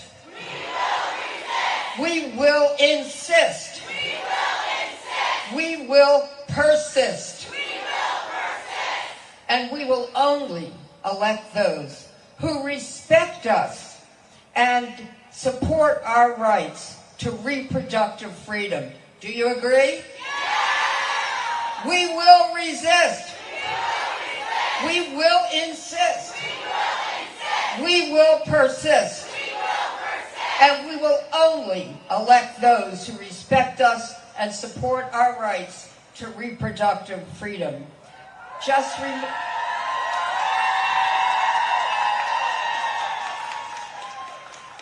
Because everyone here today agrees, and I've seen it on the signs, a woman's place is in the House, the White House.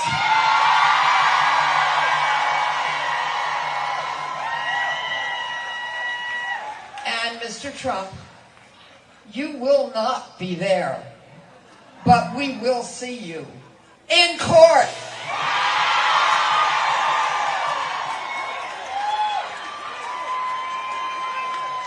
Because there will never be another season of silence until women have the same rights as men on this green earth.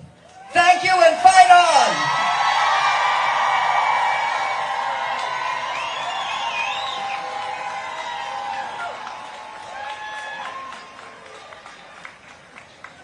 All right, friends, we're winding down. It's Monica Simpson up next. Monica Ray Simpson is the executive director of Sister Song, the Southern-based National Women of Color Reproductive Justice Collective. For over 20 years, Monica has been organizing for LGBTQ liberation, civil and human rights, and sexual and reproductive justice. She was named a new civil rights leader by Essence magazine and was named as Time's 100 most influential people in 2023. Miss Monica Ray Simpson!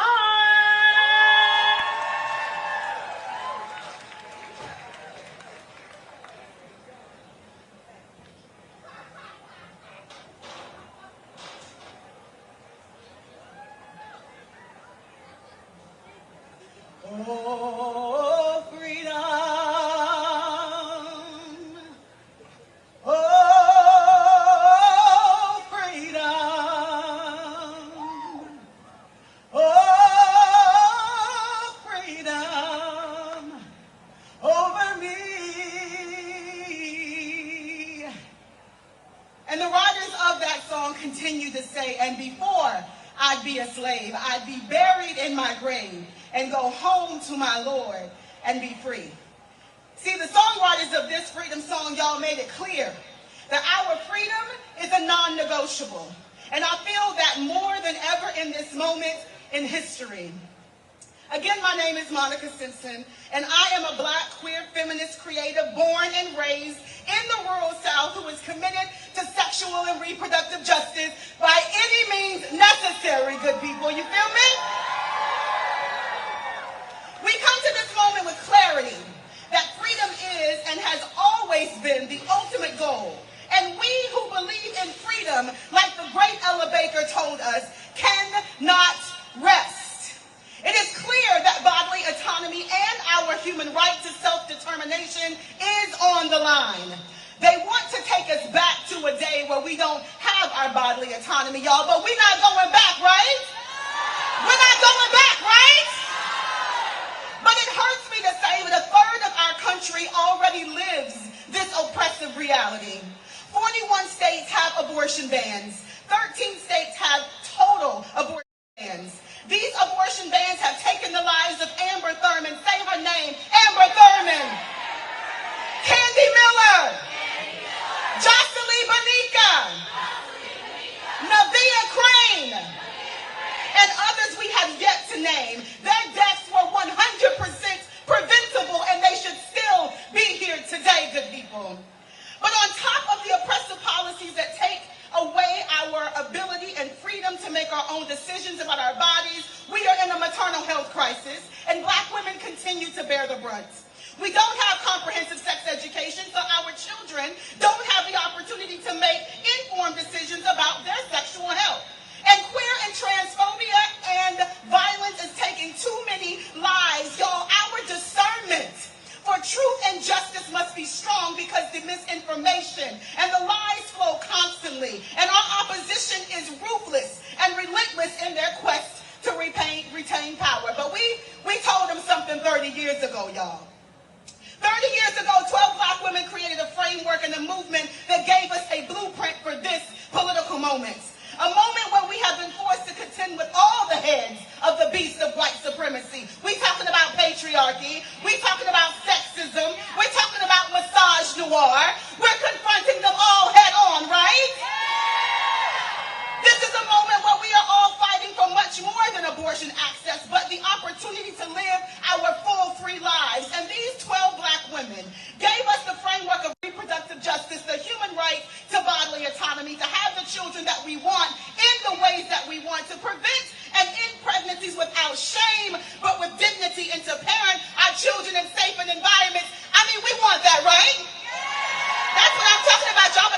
me. I'm a black church girl. Y'all gotta talk back to me. All right? But then in 2010, y'all, at the height of what the media deemed a war on women, black reproductive justice leaders created Trust Black Women. Can y'all say Trust Black Women? They did this as a direct response to racist anti-abortionists pushing their hateful propaganda on our community. But black women also knew that this was only the beginning, because black women, we got historical receipts, right? Y'all know that black women have been the backbone for every movement in this country, right? Y'all know that black women have been telling us since the beginning of time that we are going to control our own fertility. We're going to control what we need for our communities, right? Okay, I just want to make sure that y'all knew that in this crowd. But they knew that the attacks on abortion were the open door for them to bring more attacks on all of our issues and our leadership. So the propaganda turned into legislation. The legislation turned into court cases. Court cases turned into the Supreme Court battles that ultimately reversed Roe v. Wade, voting rights, affirmative action, and they're not stopping until we stop them. Are y'all ready to stop them?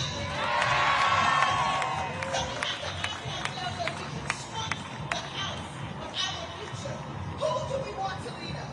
Who do we want to work with? Who do we want to hold accountable? Who gonna get these demands? Because we got some demands, right? We need effective leadership, people. We need effective, competent leadership, right? Sometimes we want a generation called to create a new vision for this house. A vision that gives justice and liberty to all, not just the chosen few. A vision that takes us from aspirational human rights to our actualized human rights. And this vision is only made possible by us continuing to build our collective power, by strengthening our work at the intersection, by us remembering our history and the shoulders that we stand on. Somebody open the door and let's keep on watching.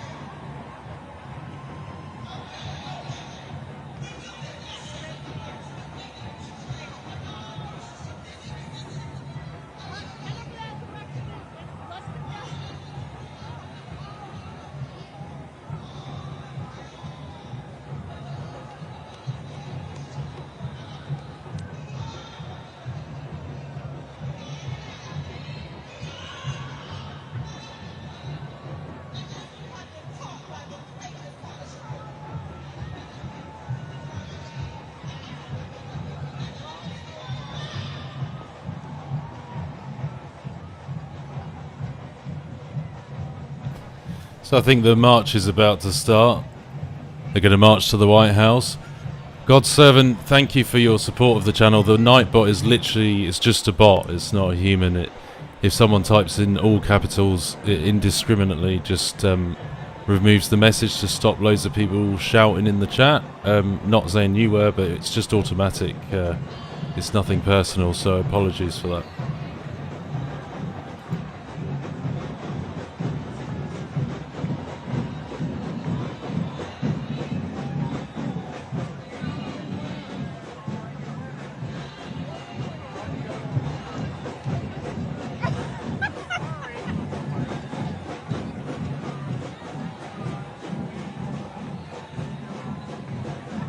So this march is going to go to the White House. I think that's the start of the march there.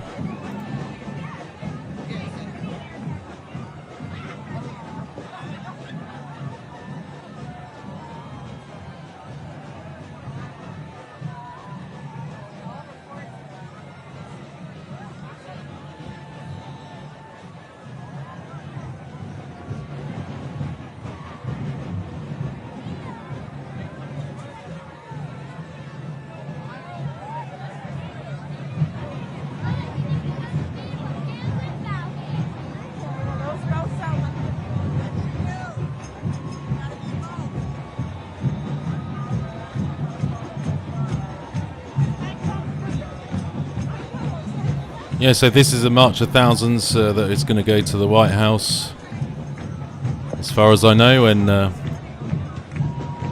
it's all these feminists and progressives groups that are marching against Donald Trump.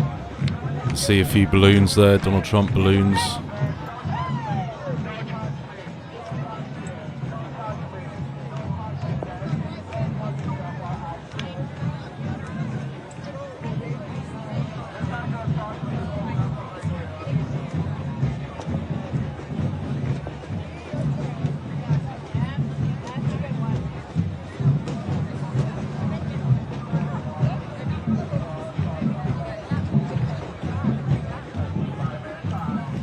I'm guessing there might be a few protests. There might be a few protests coming up over the next week, if depending what happens next week. We will hopefully have coverage of a lot of these things that happen.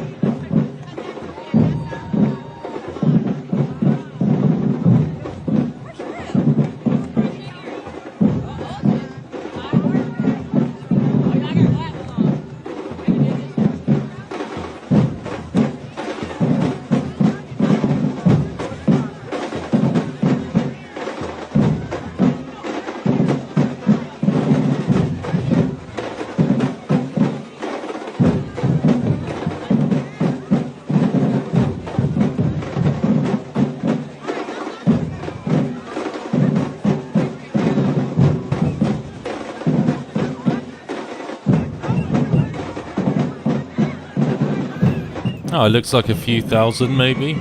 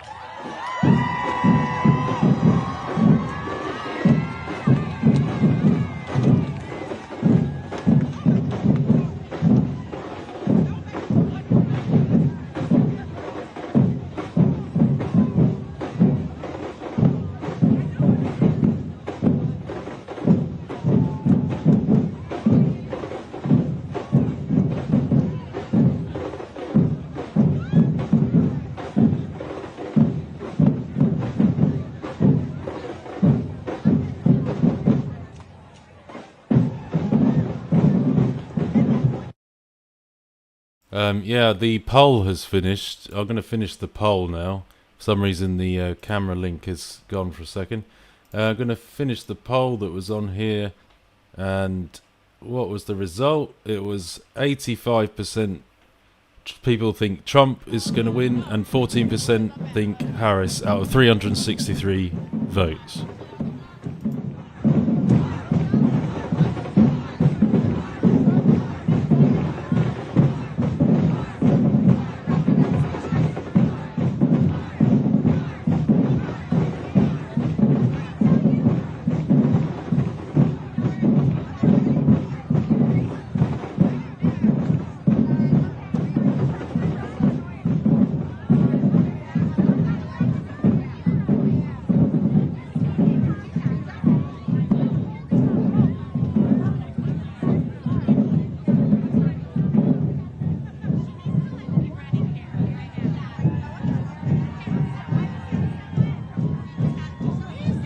I'm not endorsing anything, by the way. I'm just literally talking about events.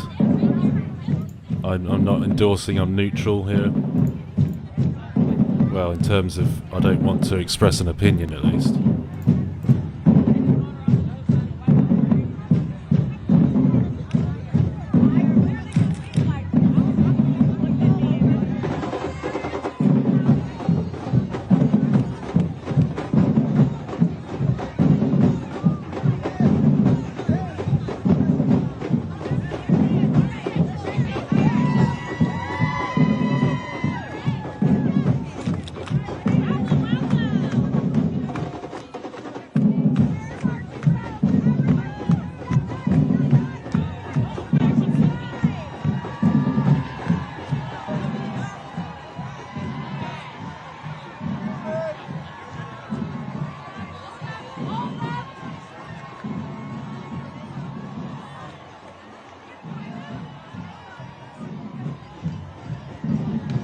Oh, is that a counter-protest?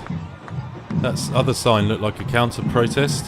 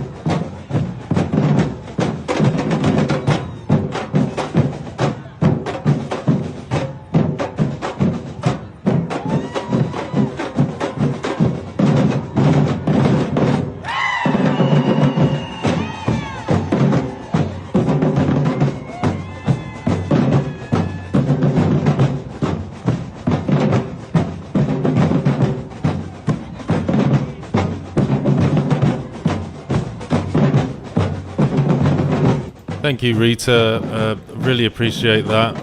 Thank you for the support for the live stream and cameras. Really appreciate it.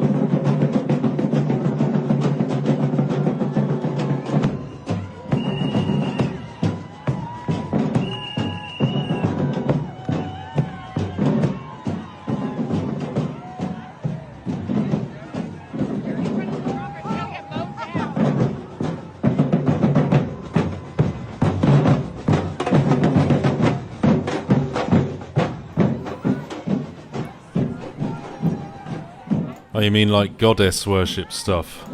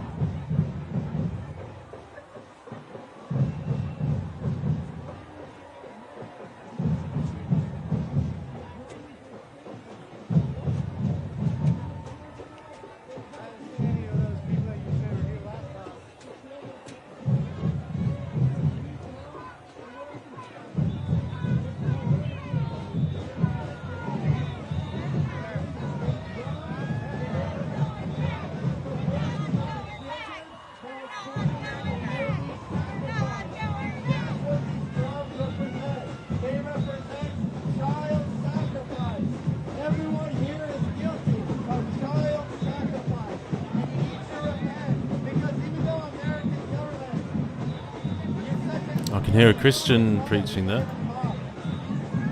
You're like a child. No.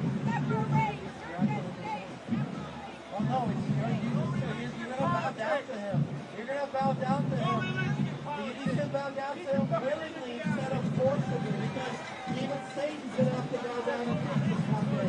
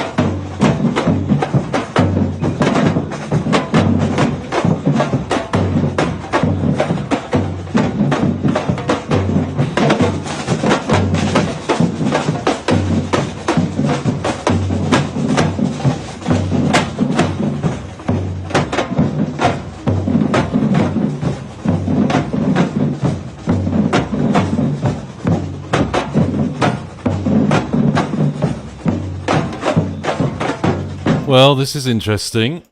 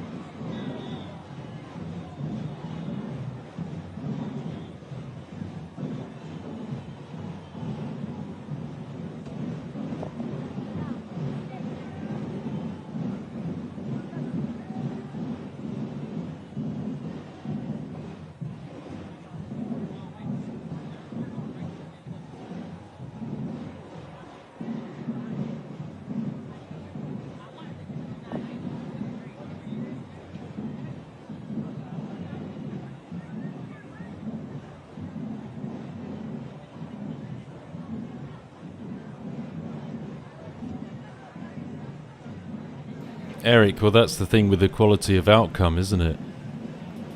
That is the way that works.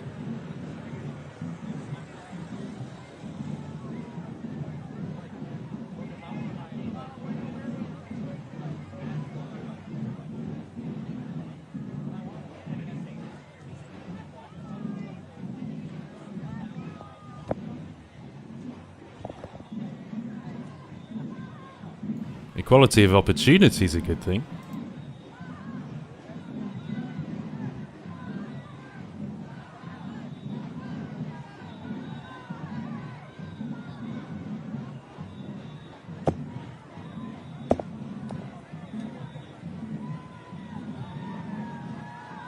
But trying to force the outcome is just nonsensical, isn't it?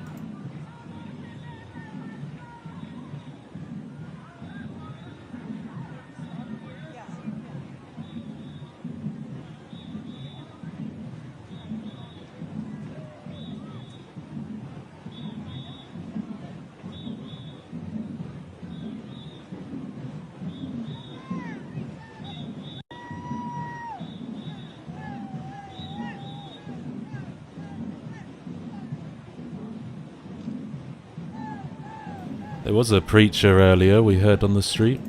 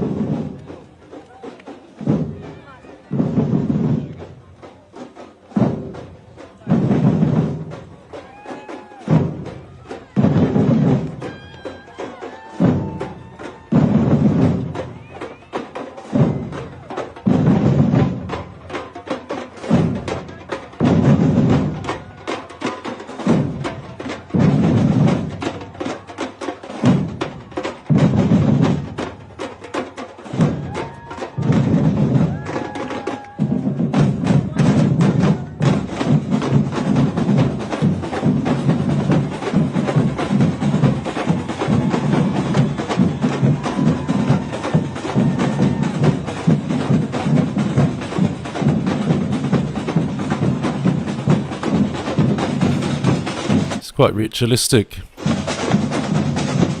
do you think?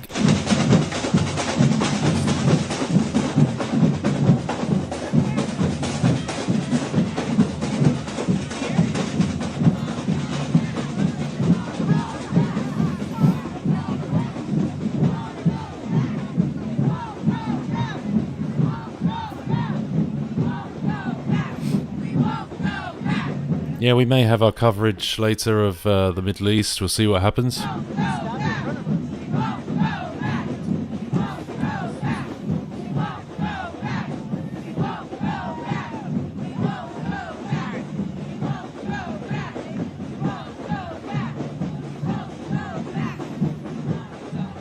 We go live whenever there's something going on in the world to cover events.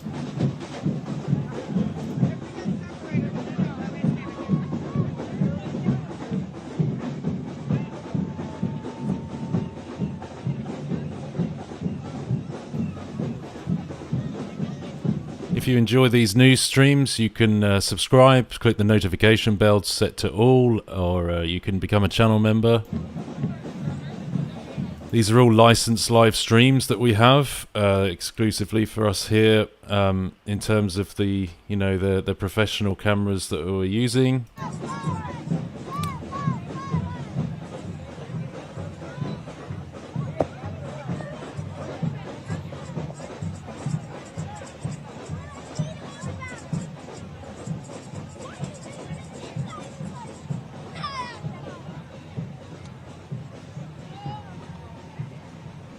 The idea is to show you what is going on in different parts of the world as it happens.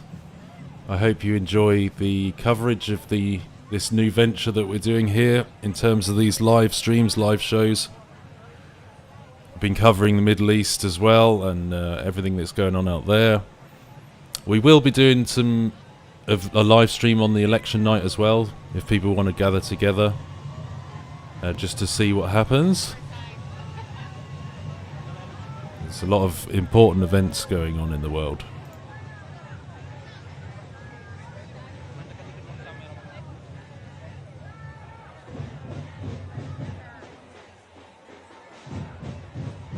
Please do give the live stream a like, it really helps to get it out there.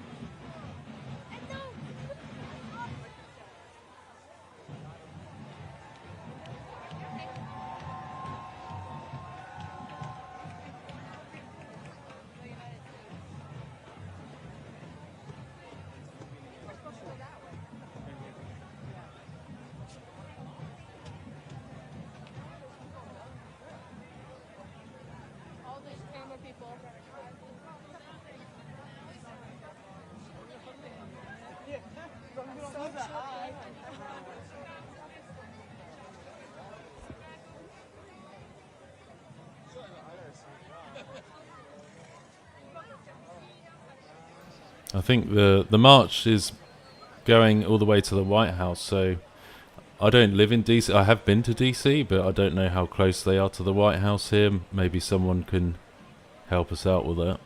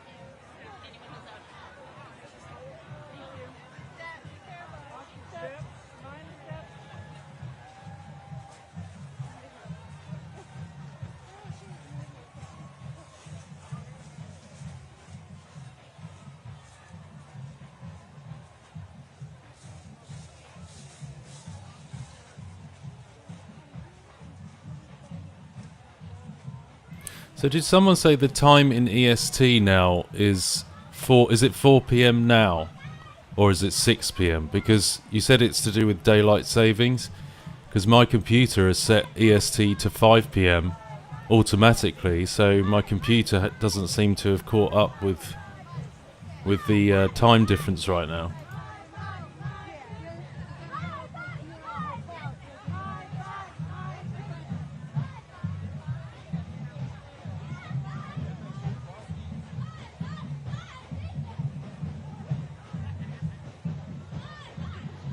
Oh, so it's going to change tonight.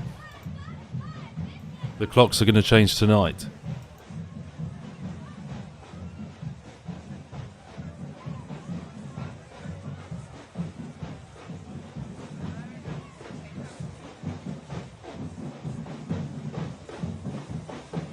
Oh, that's where the confusion is then.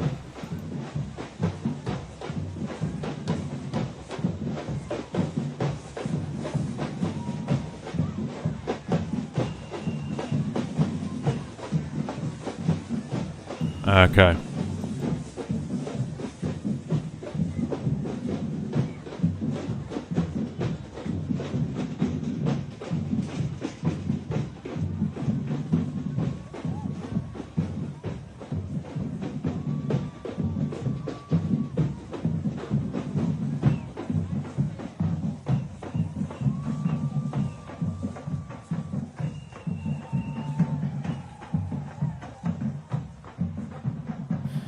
It's 10 p.m., 10:08 p.m. here in the UK.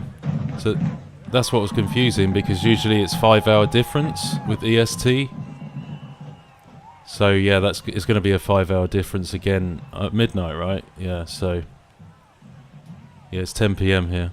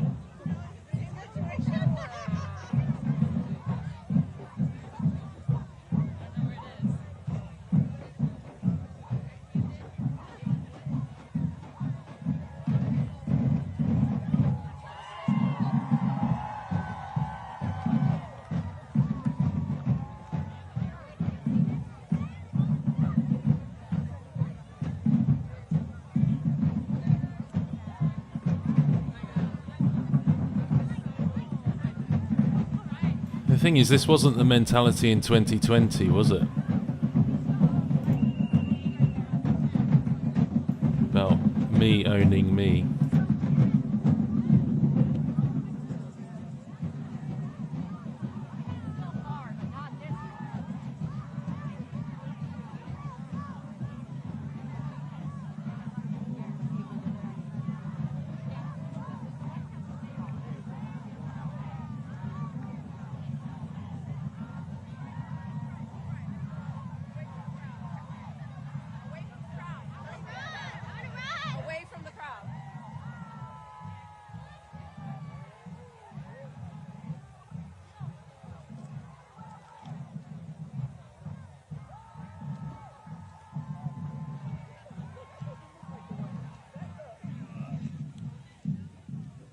Oh, I think he's got tired of carrying the camera.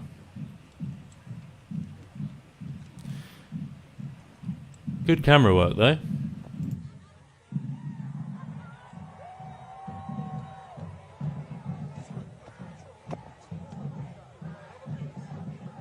There's the White House.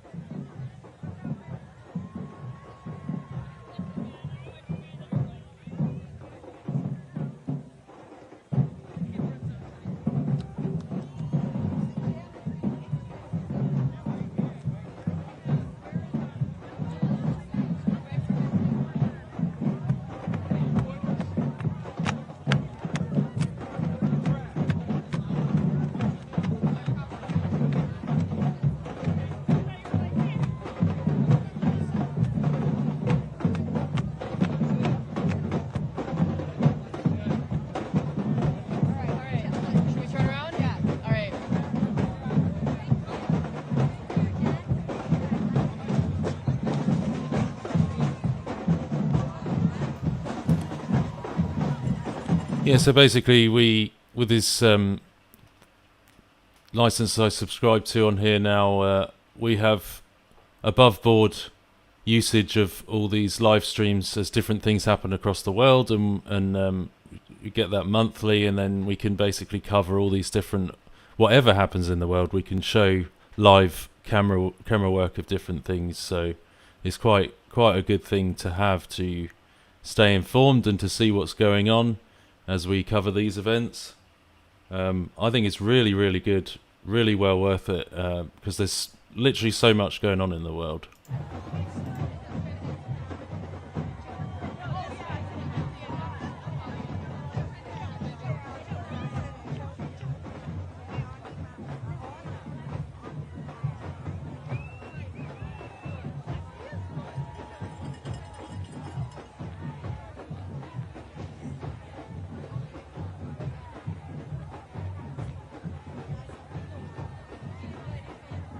Hello, Tricky Subject. Good evening. Good to see you. Thanks for joining us. How are you doing?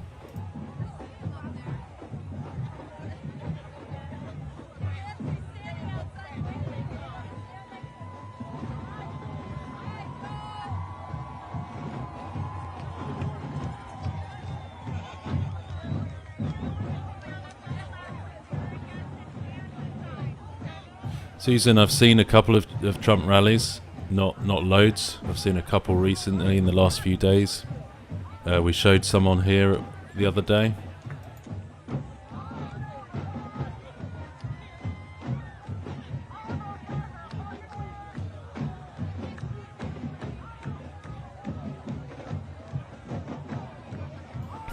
Yeah, we might do some more coverage of the Middle East conflict later to show the latest events, live images from Lebanon and Israel, and obviously the anticipation of Iran possibly retaliating against Israel. And so if you want to join us for that, we will hopefully be on later if there's a reason to do it. And yeah, subscribe and click the notification bell so you get updated the moment we do these lives relatively regularly, most days at the moment.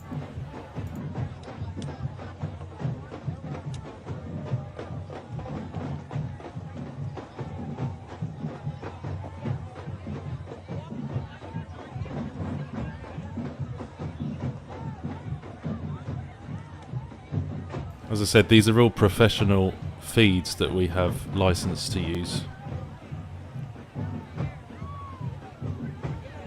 If you want to support the channel, you can become a member. We opened up memberships the other day.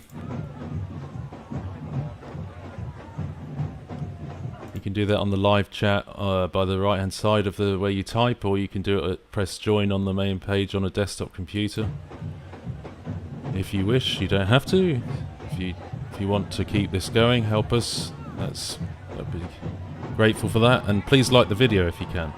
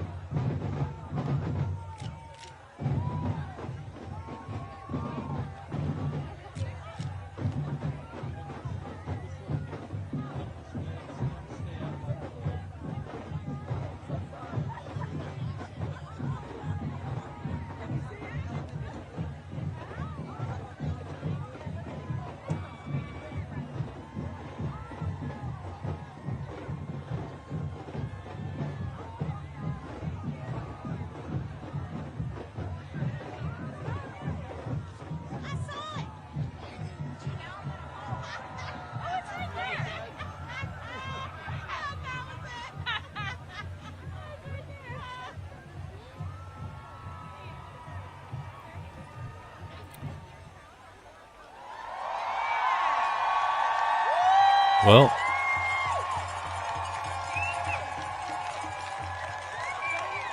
there you go.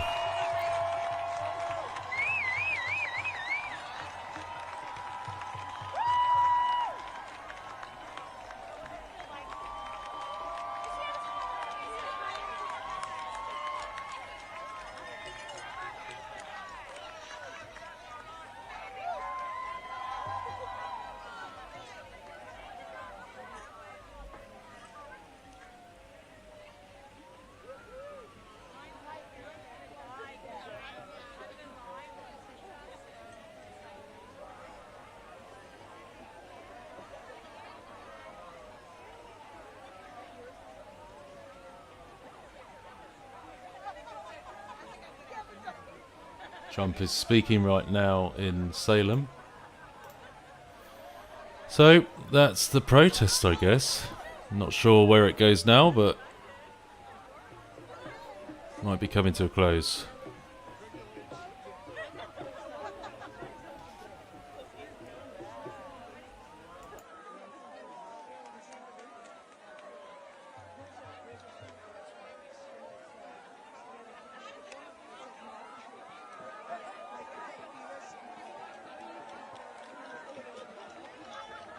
Insurrection, action, rebellion, or come to our house and drink.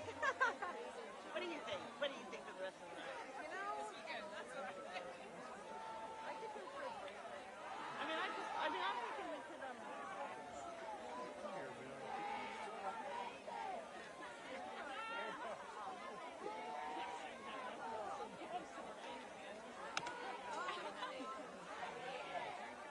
Is somebody selling us water? How much? Just water. Here. So,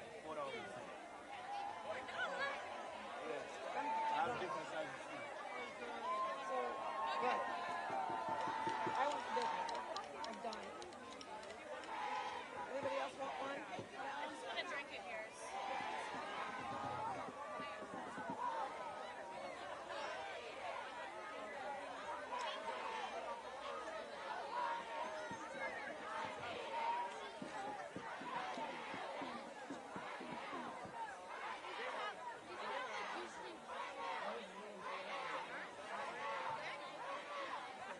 Is my sister around? Excuse me.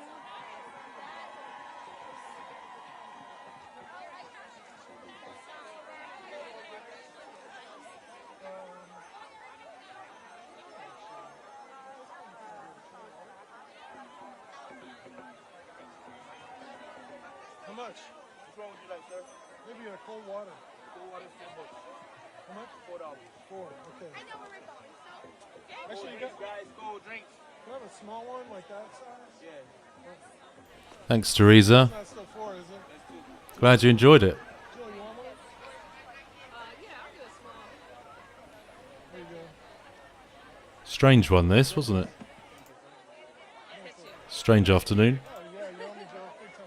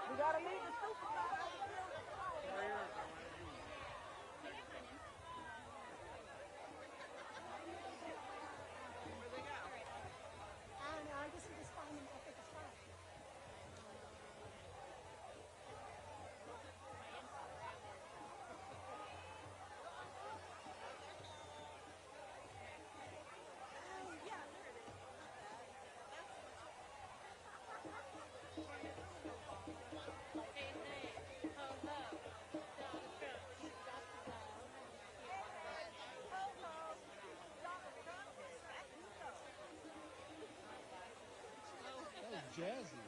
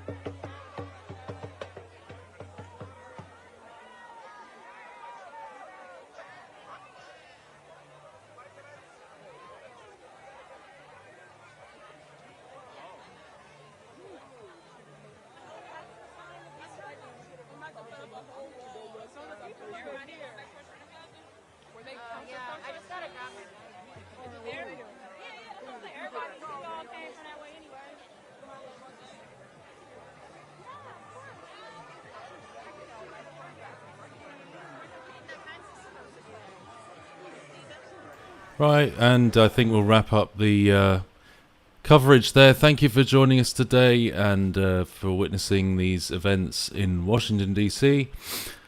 Live on the Rise channel, on Rise News, the new feed that we're doing regularly whenever there's something going on in the world that's worth covering, and that varies in terms of the type of content, but I hope you appreciated the coverage today and it showed you what's going on.